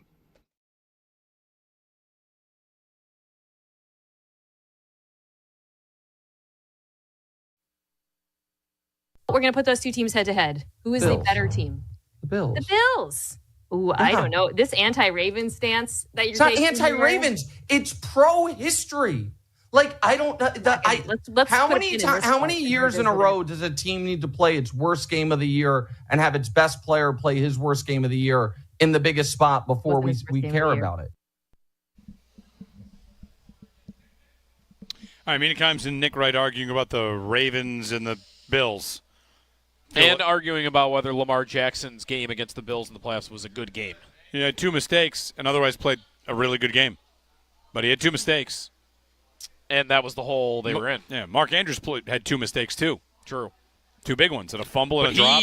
But he gets eviscerated for it. He did not have a good game otherwise. Right. Lamar also... Lamar, I go back and forth on that because I do think Lamar had a good game, but I think Lamar had a good game because he was digging himself out of the hole that he put them in. Possibly. He also did not have Zay Flowers. That's true. For what it's worth. That's the best excuse he's got, I think, is his number one receiver was not on the field at all. But that pick that he threw to Taylor Rapp, I saw a video of all of his interceptions from last year. None of them were his fault. None of them.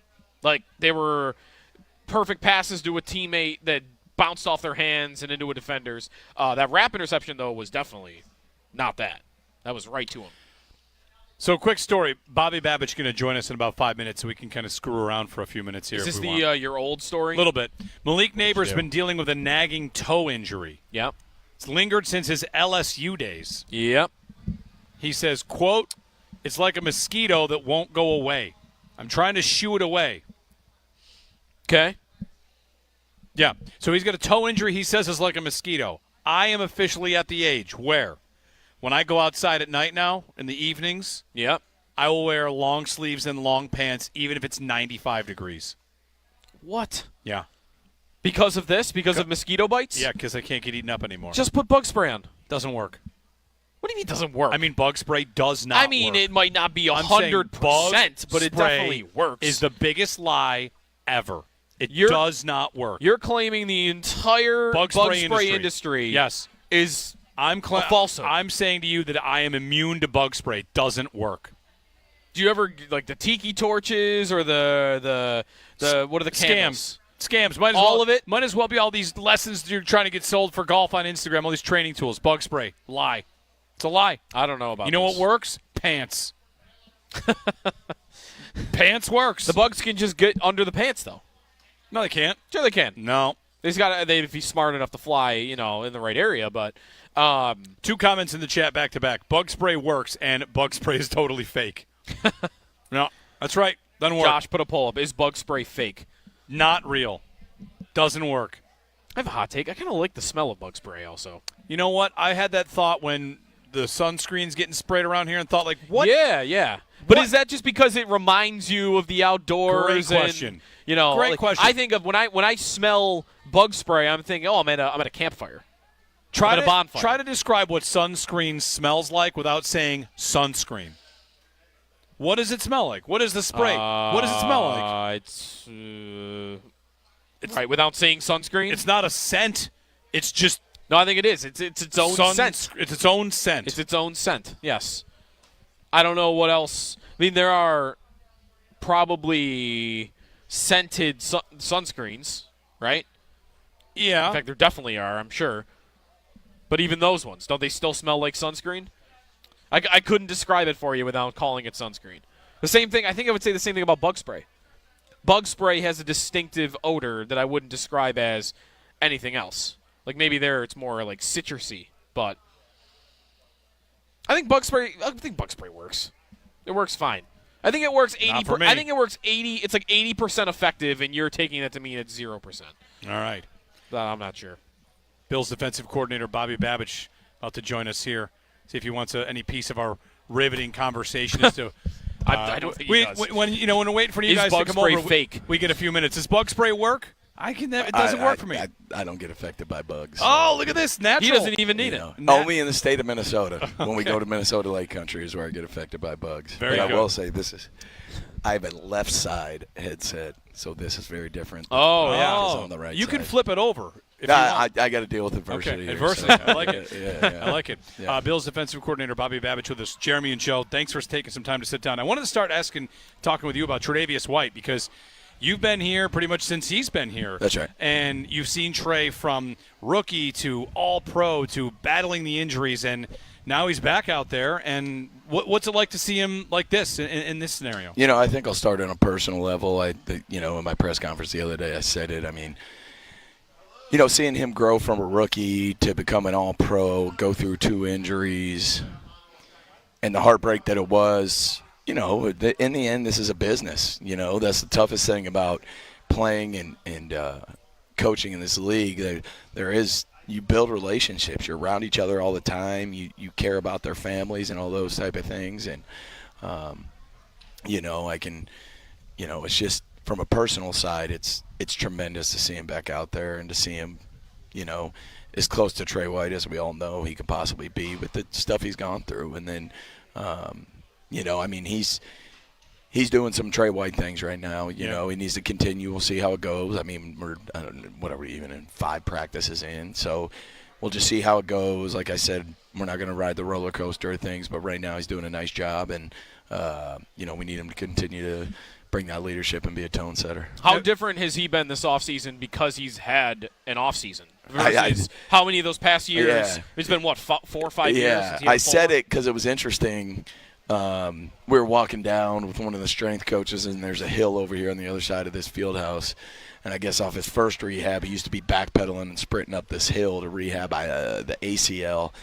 And then he comes back from that, and it was a tough uphill climb, and then he kind of gotten, if you remember the year he tore his Achilles, what year was that? That was 23. Yeah, 23. I've been here 9, so they all mix up. But it was 23, and then he kind of gets in that rhythm, and bang, his Achilles goes, and you're like, God bless, man. Yeah. And, so then he didn't have that offseason. So,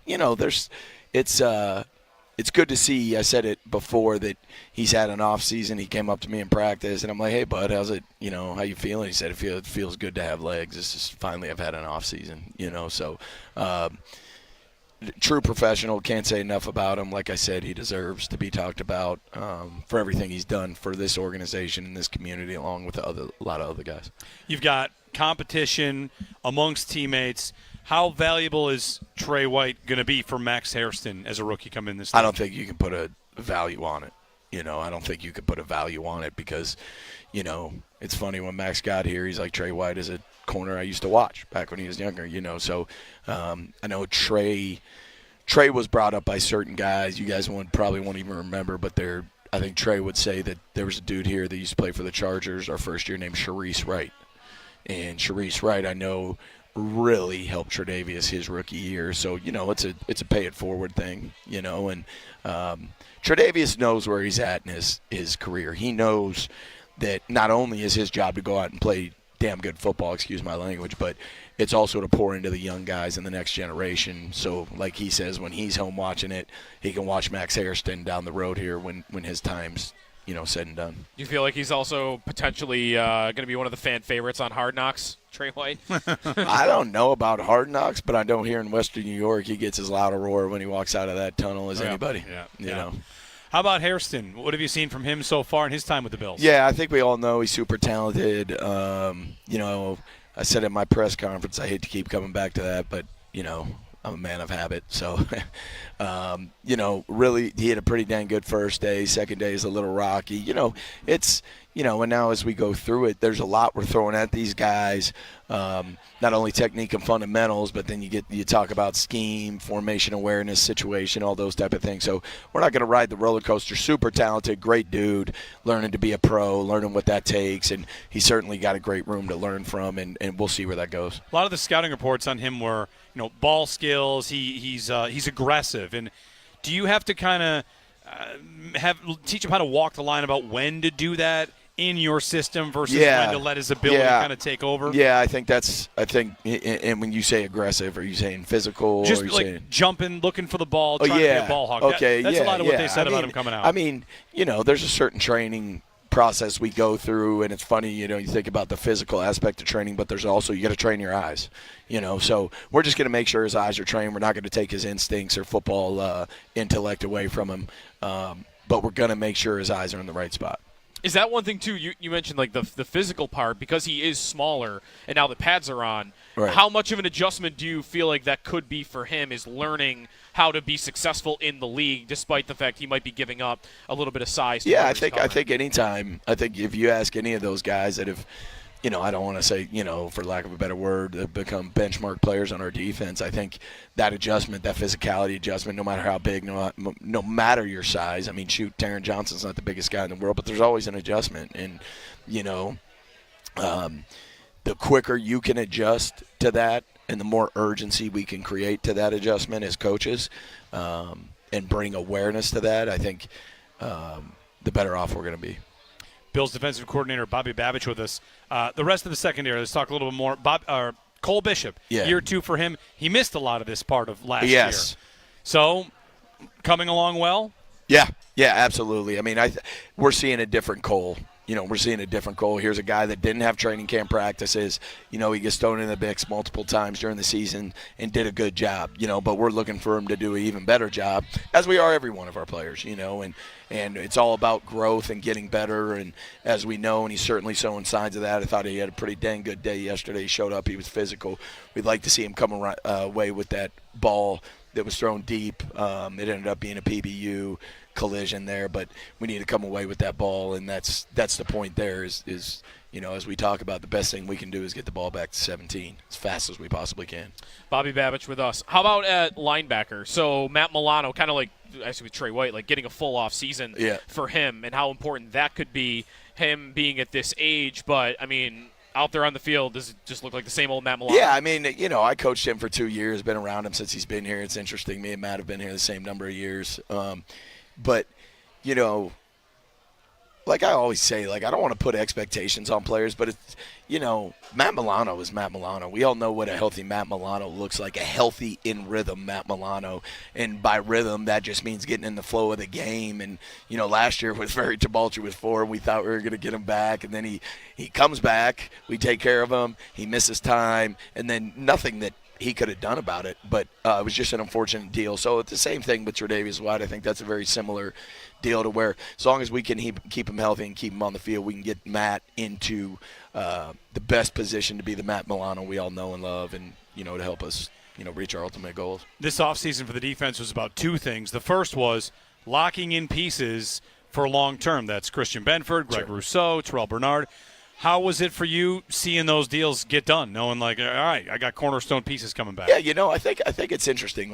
You look at the professional level of it, and you're like, okay, you do the evaluation, and you're like, CB, okay, good. We've got a corner that we all love and we view very highly. Bang, we got Terrell Bernard in the middle of our defense, the quarterback of our defense.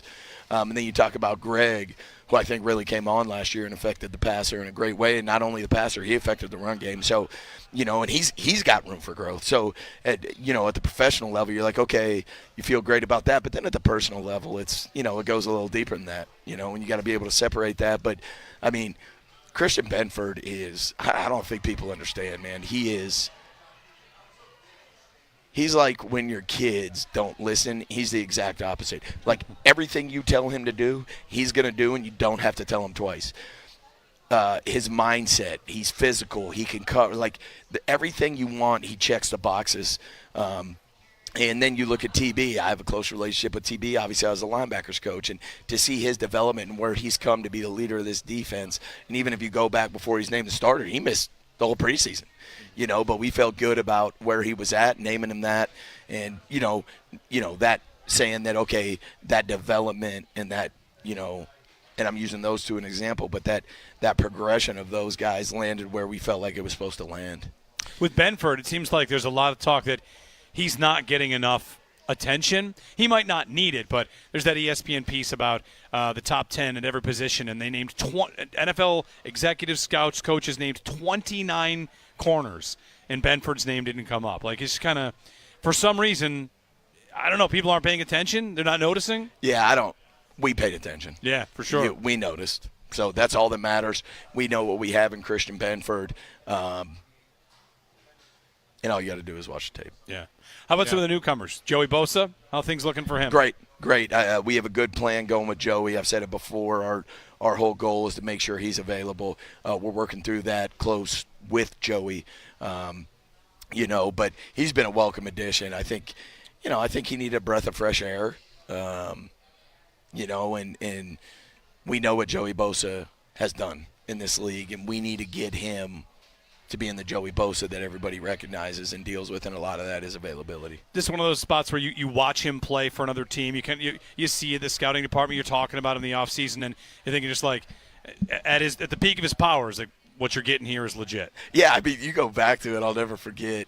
I listen to all kinds of things, especially press conferences. I had mentioned the other day that, I just listen to the way people do press conferences, try to make myself better, right? So I'll never forget I was listening to a mic'd up. I don't know, maybe you guys remember what year this was, but they came to Buffalo. The Chargers came to Buffalo, and he had a very good game against the Buffalo Bills. And he yelled, I'm mic'd up. He's running off the field after a sack or TFL, and he's yelling, I'm an effing beast. So it's like, it's I can remember that because of the impact he can have on games and those type of things and, that intensity and those type of things. So, we're going to try our best. I'm not putting expectations on players, but we're going to put him in the best position possible. And certainly he's working his tail off to get there. That might have been 2018. That might have been, Josh's rookie year. Maybe? Yeah. So you mentioned managing him, and then a couple of guys that obviously will be serving suspensions early in the year. How important is it to, I don't know if fast track's the right word, but a couple of your early draft picks on the defensive line and playing, early on in the season when those guys will be unavailable? Yeah, I think we took those guys where we took them for a reason, and there's nothing like competition, to bring the best out in everybody, and that's not only for young guys, that's for veterans too, and the infusion of youth is good, right? The infusion of youth is good, but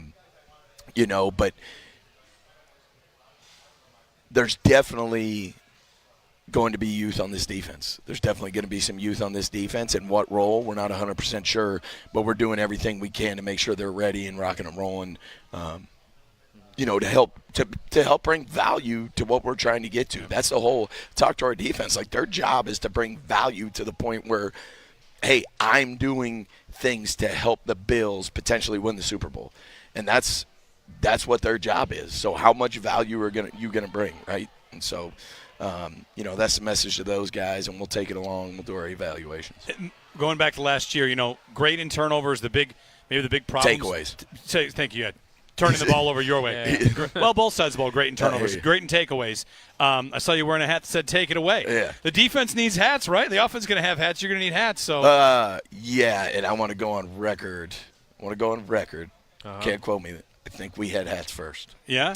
We had hats first last year. That's important. Okay. We had the SFP hats. Yeah, I wanted to ask you about that because that is one of those stats that you commonly will hear. Well, that regresses. That's almost an impossible thing to maintain year to year. Yeah. But I think every year that you've been here, at least, and Sean, the defense has been top 10 in takeaways. In a lot of years, it's number 1 or number 2. So I don't know, do you agree that is a hard thing to maintain, and you guys have just been able to be able to do that? I think it's a philosophical thing. I've been around the league. I've coached at 3 organizations, and you sit back when you're an assistant, and you kind of try to look at the way you do things and all that. And, I'll give credit where credit is due. Sean McDermott and Leslie Frazier do an unbelievable job going back to when Les was here and it was pretty impressive how every day we that's what we talk about every single day, and we show where there's meat left on the bone where we can still take it away, and that's hard to do, right? You've got so much to accomplish, and you can lose things that you want to value all the time if you get too spread thin. So we make sure we always come back to that. It's part of you get what you emphasize. We drill it constantly. We're constantly talking about it, and I think the other thing is we talk about you got to have the fever, you got to have the disease of the ball. Like, it's something to think about. It starts with your brain before you even think about taking it away, to where you're constantly thinking about the ball, and we're encouraging guys to get diagnosed with that disease or that fever of I'm constantly thinking about the ball. Christian Benford, if fans are here, you guys are here watching practice, you watch him, all he's thinking about is the ball, even in the run game, and we're going to secure tackles. We're going to do all those type of things, but that's, I guess, you get what you emphasize, and then you got to have players that can take it away. Bills defensive coordinator Bobby Babage. One last one for me. Takeaways, keep them where they are. Third down defense. One of the issues, of course, to address. Absolutely. Is it as simple as just saying that, or do you kind of branch off? This is why we had problems. Yeah, I think you not only look schematically, you look how your rush and coverage is working together. You address, are we putting our guys in the best situations? What was good for us? What way is the NFL trending? What teams are you playing? Making sure your game plan is good. So there's a lot that goes into it, but absolutely we weren't good enough on third down last year.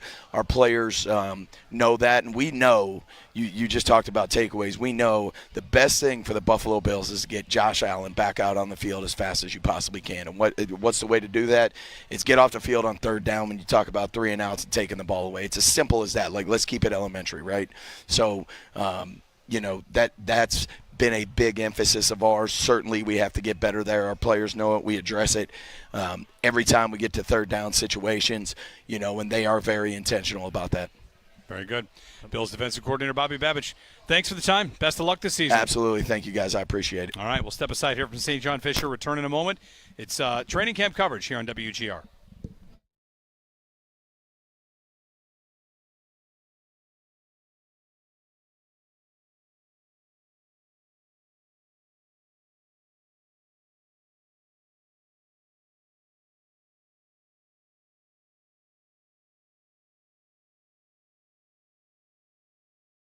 It's funny. I guess I kind of knew this, but it was a reminder yesterday. You think full pads go on, it's going to get more physical, that the defense is who's going to be like, finally I can hit these guys instead of just pretending. But especially it's a testament to the way the Bills offense plays. That's the side of the ball eager to hit. Finally, I can actually hit a guy. I can actually, I've got a defensive end coming around. Finally, I can get into him a little bit more. And it's not just a speed game, it's a power game.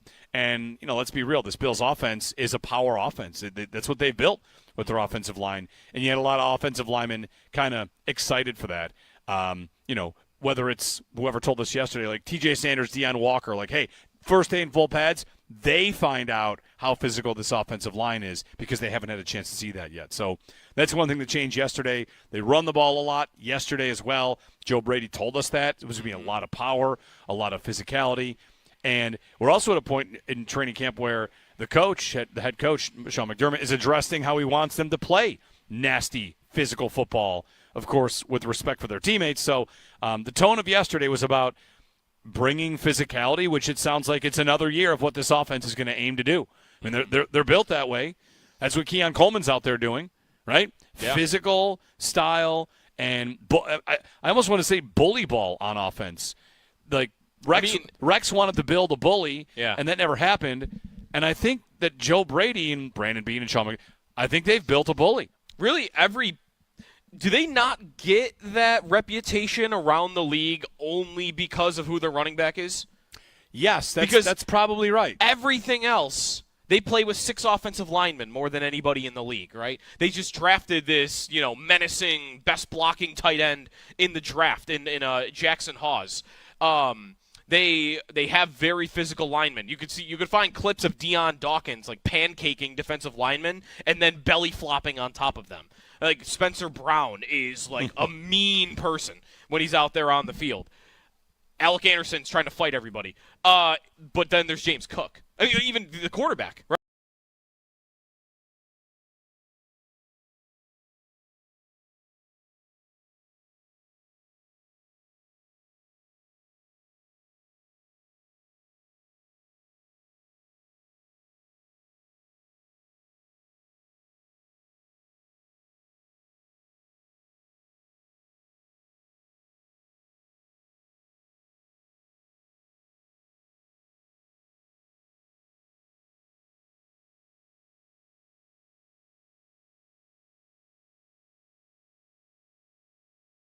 So speaking of wide receivers and DBs, it seems like there's a growing belief that not that there's a problem for Hairston, but that Trey White is having a good camp. Yeah. And he's above Hairston right now on the depth chart. And like that possibility for him to be the starter is real. Listen, I've said it this way since before camp began. What I believe would happen is that Tre'Davious White would be the penciled-in starter. Max Hairston would have every chance to win that job, but he's going to have to win it. It's not that Trey has to lose it, because I don't think Trey's going to lose the job. Trey's going to be steady. and he's going to be the guy that they know what he's supposed to do, what he's doing. They're going to trust him. I think Max Harrison has every ability to try and win that job, but he's got to beat out Tre'Davious White. And I don't want to say it like it's Tre'Davious White's job to lose, because I think they know what they're getting, Trey. He's got this floor, and that's who he is. Can Max Harrison elevate past that? Yeah, you're almost saying Trey can't lose it. It's more Harrison has to take it from him. Has to take it from him. Right, so it's Harrison's – it almost is – you could say it's Harrison's job to win without saying he's in the lead right now. Does that make sense? Yeah, sure. And look, I think preseason's going to matter when they go out there and you have to see him perform. You have to see Tre'Davious White in regular game action still a little bit, right? And I know as a veteran starter, we're not going to see him a lot. You're going to see Harrison. That's where he's going to get his opportunity. Max Harrison's going to play in preseason, and we're going to see. But, hey, listen, this isn't a surprise to me that Tre'Davious White is the penciled-in starter, and he's playing pretty well. I think Tre'Davious White has looked as fresh and as good as you could expect him to look in this situation. It's going to come down to, can he still make the high-end play, stay with a receiver down the field? Like, if you start to see, man, like he's just lost a little bit, you might have to start pivoting and thinking, do we have a younger guy here who might be able to do that? But what's the risk-reward by putting Max Harrison in at that point?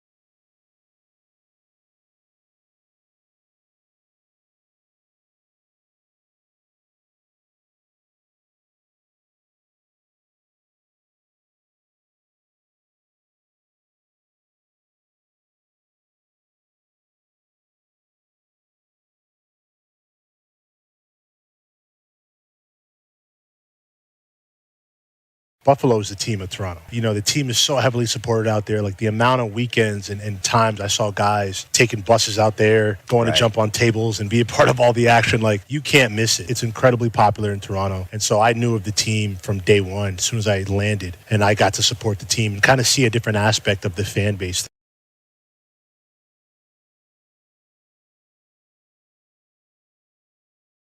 All right, that is Josie Altidore, who is on with One Bills Live, one of the Bills' minority owners.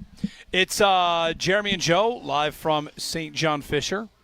The sun has arrived, as it does normally this time of day. Yep.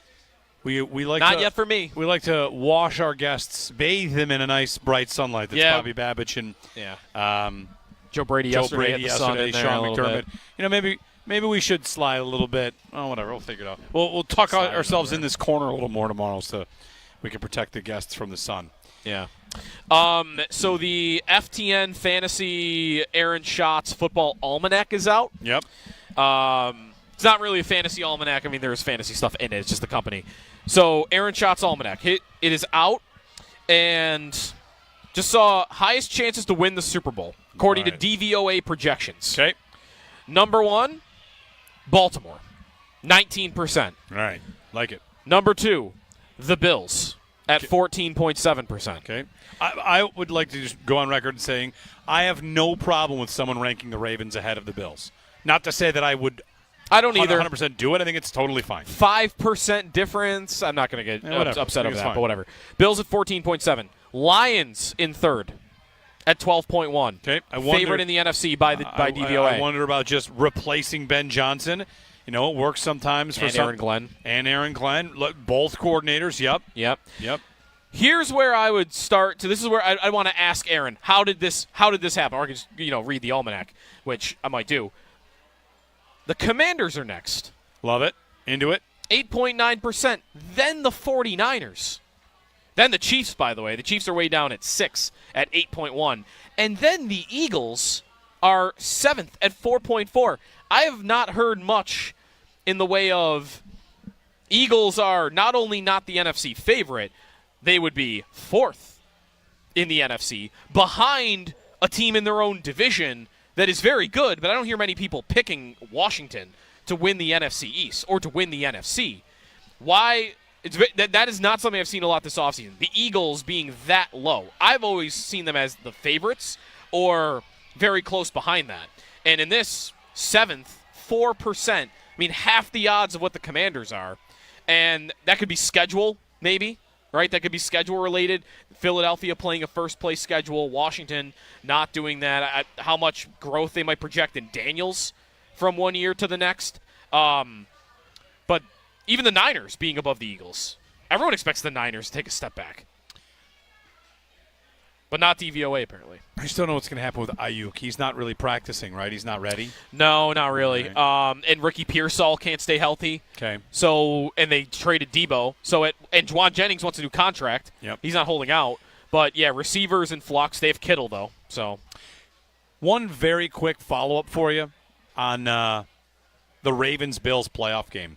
I mentioned to you that Lamar, because you said that Mina Kimes and Nick Wright were debating whether or not Lamar had a good game. Yeah, they got a little of a fight, a friendly fight yesterday about whether Lamar had a good game. Lamar was 18 of 25, 254, 2 touchdowns, a pick, and a fumble.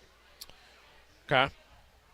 10 yards per attempt, 2 touchdowns, a pick, and a fumble, without Zay Flowers. Yep.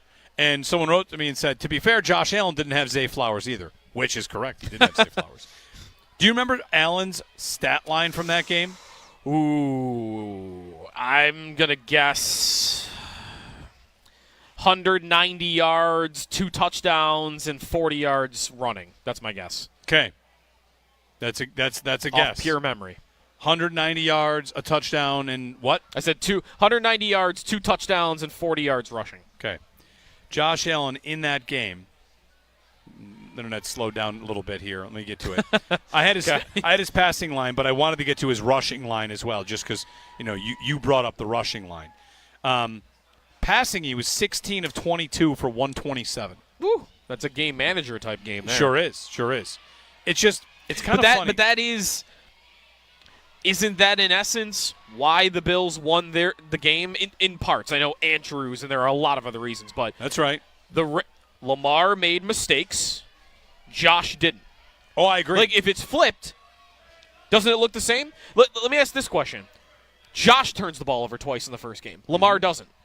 What do the stats look like? At the end of it, I bet Josh has a really nice game. Or he could have. He did not in the first meeting, right, in the regular season. So maybe I shouldn't just assume that. But Josh has 2 turnovers in the first half. What do Lamar's stats look like? Lamar probably has a pretty pedestrian game. Why? Because they're running the ball. Because they're trying to bleed the clock. They have a big lead. They're not pressing with him. So Lamar might have had a pedestrian game, and Josh might have been putting up numbers. What do you want to use? Do you want to use QBR?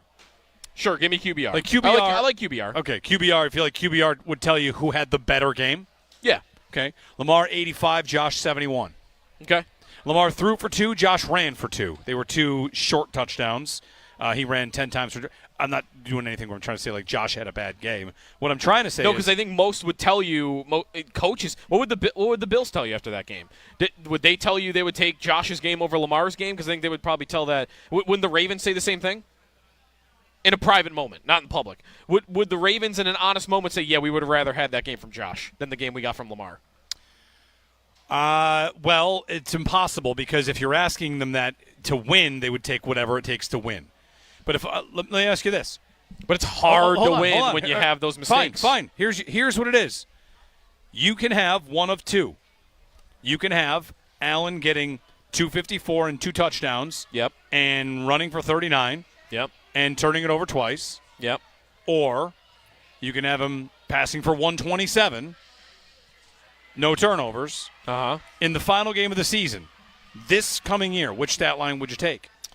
Like, I'm the one to tell you that I think turnovers are often overrated. Yep. The fumble, like Lamar's fumble was kind of a freakish mistake mix-up. Maybe. And it cost them 40 yards. So he made a mistake. Was pretty careless on that play. He ducked out of the way of Hamlin, right, and put the ball on the ground. But that was the thing. He didn't see Hamlin coming. He was late to getting out of the way of Hamlin. Hamlin made contact. That's what threw him off balance, and he had dropped the football. Sure.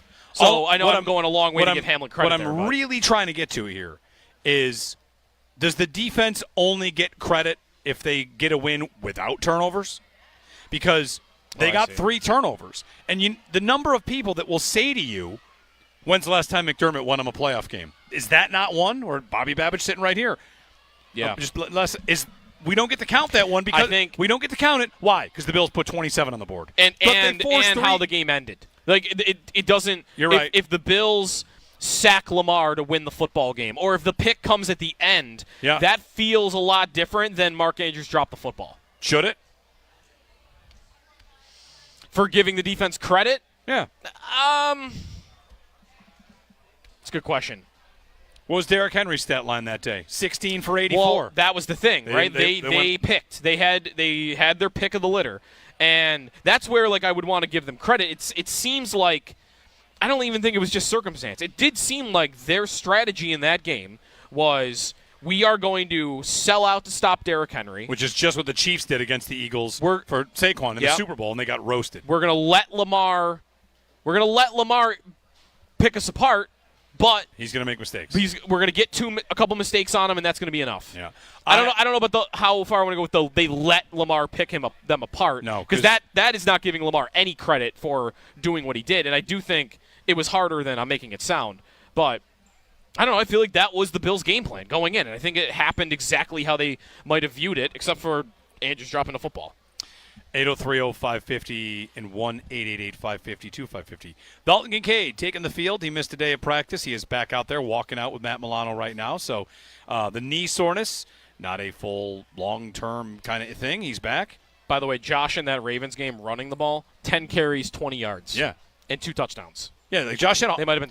If I were to tell you for the rest of the time, Lamar's 6 for 39. Do you ever want Josh Allen to have 142 total yards in a playoff game? No, definitely not. You win a game where Josh Allen gets 142 total yards, and yet your defense gets no credit for that? Well, because very few would believe you'd win that game because you could win that game. What's likely the score? You won that game. That's the Patriots-Rams Super Bowl, isn't it? You won 13-3. Isn't it almost impossible to envision the Bills winning a playoff game like 17-13? It's almost impossible. They've done it once. Baltimore, the pick-6 game. Yeah. And that's really the only one. 4 years ago. Right, that's it. And that's before. Yeah. It feels like I'm sure it will happen again, but I never see them giving up or scoring rather less than 20. And you don't see them defensively smothering a team like that, like a top team. They've done it to, they did to Bo Nix, I guess. Yeah, that's right. You have a touchdown the first drive, and then that was it. Yeah. All right. Extendo Sports coming up, 803-0550, 1-888-550-2550 if you want to chime in. And the Northtown Automotive Extra Point Show will, of course, take over as training camp's practice number 6 is set to get started shortly here on WGR.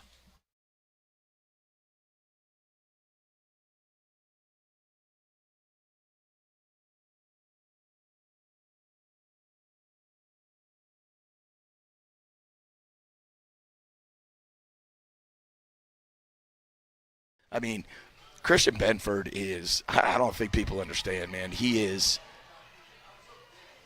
like when your kids don't listen, he's the exact opposite. Like everything you tell him to do, he's going to do, and you don't have to tell him twice. His mindset, he's physical, he can cover, like everything you want, he checks the boxes. And then you look at TB. I have a close relationship with TB. Obviously, I was a linebackers coach. And to see his development and where he's come to be the leader of this defense, and even if you go back before he's named the starter, he missed the whole preseason. But we felt good about where he was at, naming him that. And, that saying that, okay, that development and that, and I'm using those two as an example, but that progression of those guys landed where we felt like it was supposed to land. With Benford, it seems like there's a lot of talk that he's not getting enough attention. He might not need it, but there's that ESPN piece about the top 10 at every position, and they named NFL executive scouts, coaches named 29 corners, and Benford's name didn't come up. Like, it's kind of, for some reason, I don't know, people aren't paying attention? They're not noticing? Yeah, we paid attention. Yeah, for sure. We noticed. So that's all that matters. We know what we have in Christian Benford. And all you got to do is watch the tape. Yeah.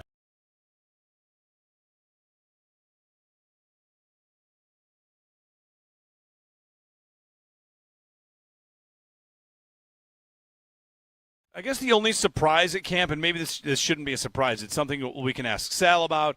It's something we can ask Joe Marino about at 8:30. I talked to Joe Marino about this yesterday, and he kind of laid out that, the veteran versus the young guy, Trey White and Max Hairston. Hairston has popped, has flashed, but as of right now, I think Joe would say he thinks that Trey White's going to be day one starter. Yep. Which, knowing the system, knowing what to do out there, he looks sharp. I've not heard anybody say it looks like Trey's lost a step.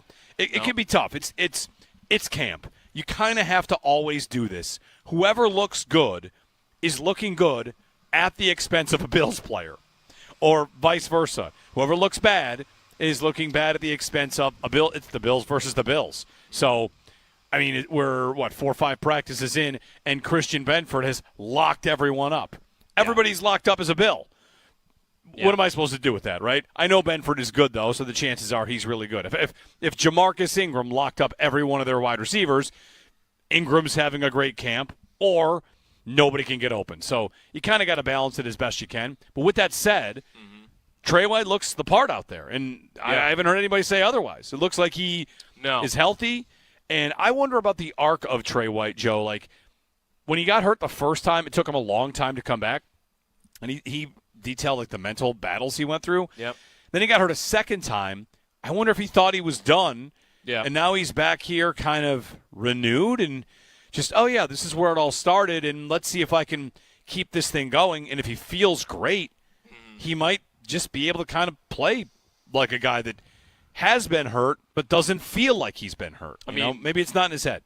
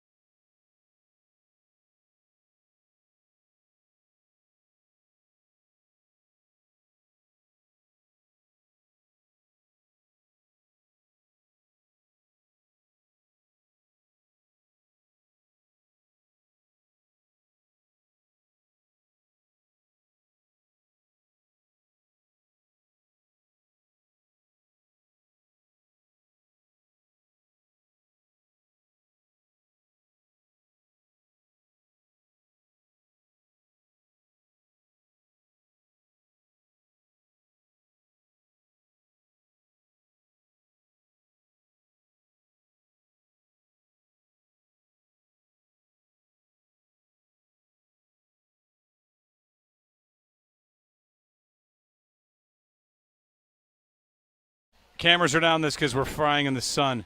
It's hot here. Oh, really? Yeah, I think so. I was going to put my sunglasses on. So sorry, the stream is down. We're on Extendo Sports. So I'll try to get back up fast.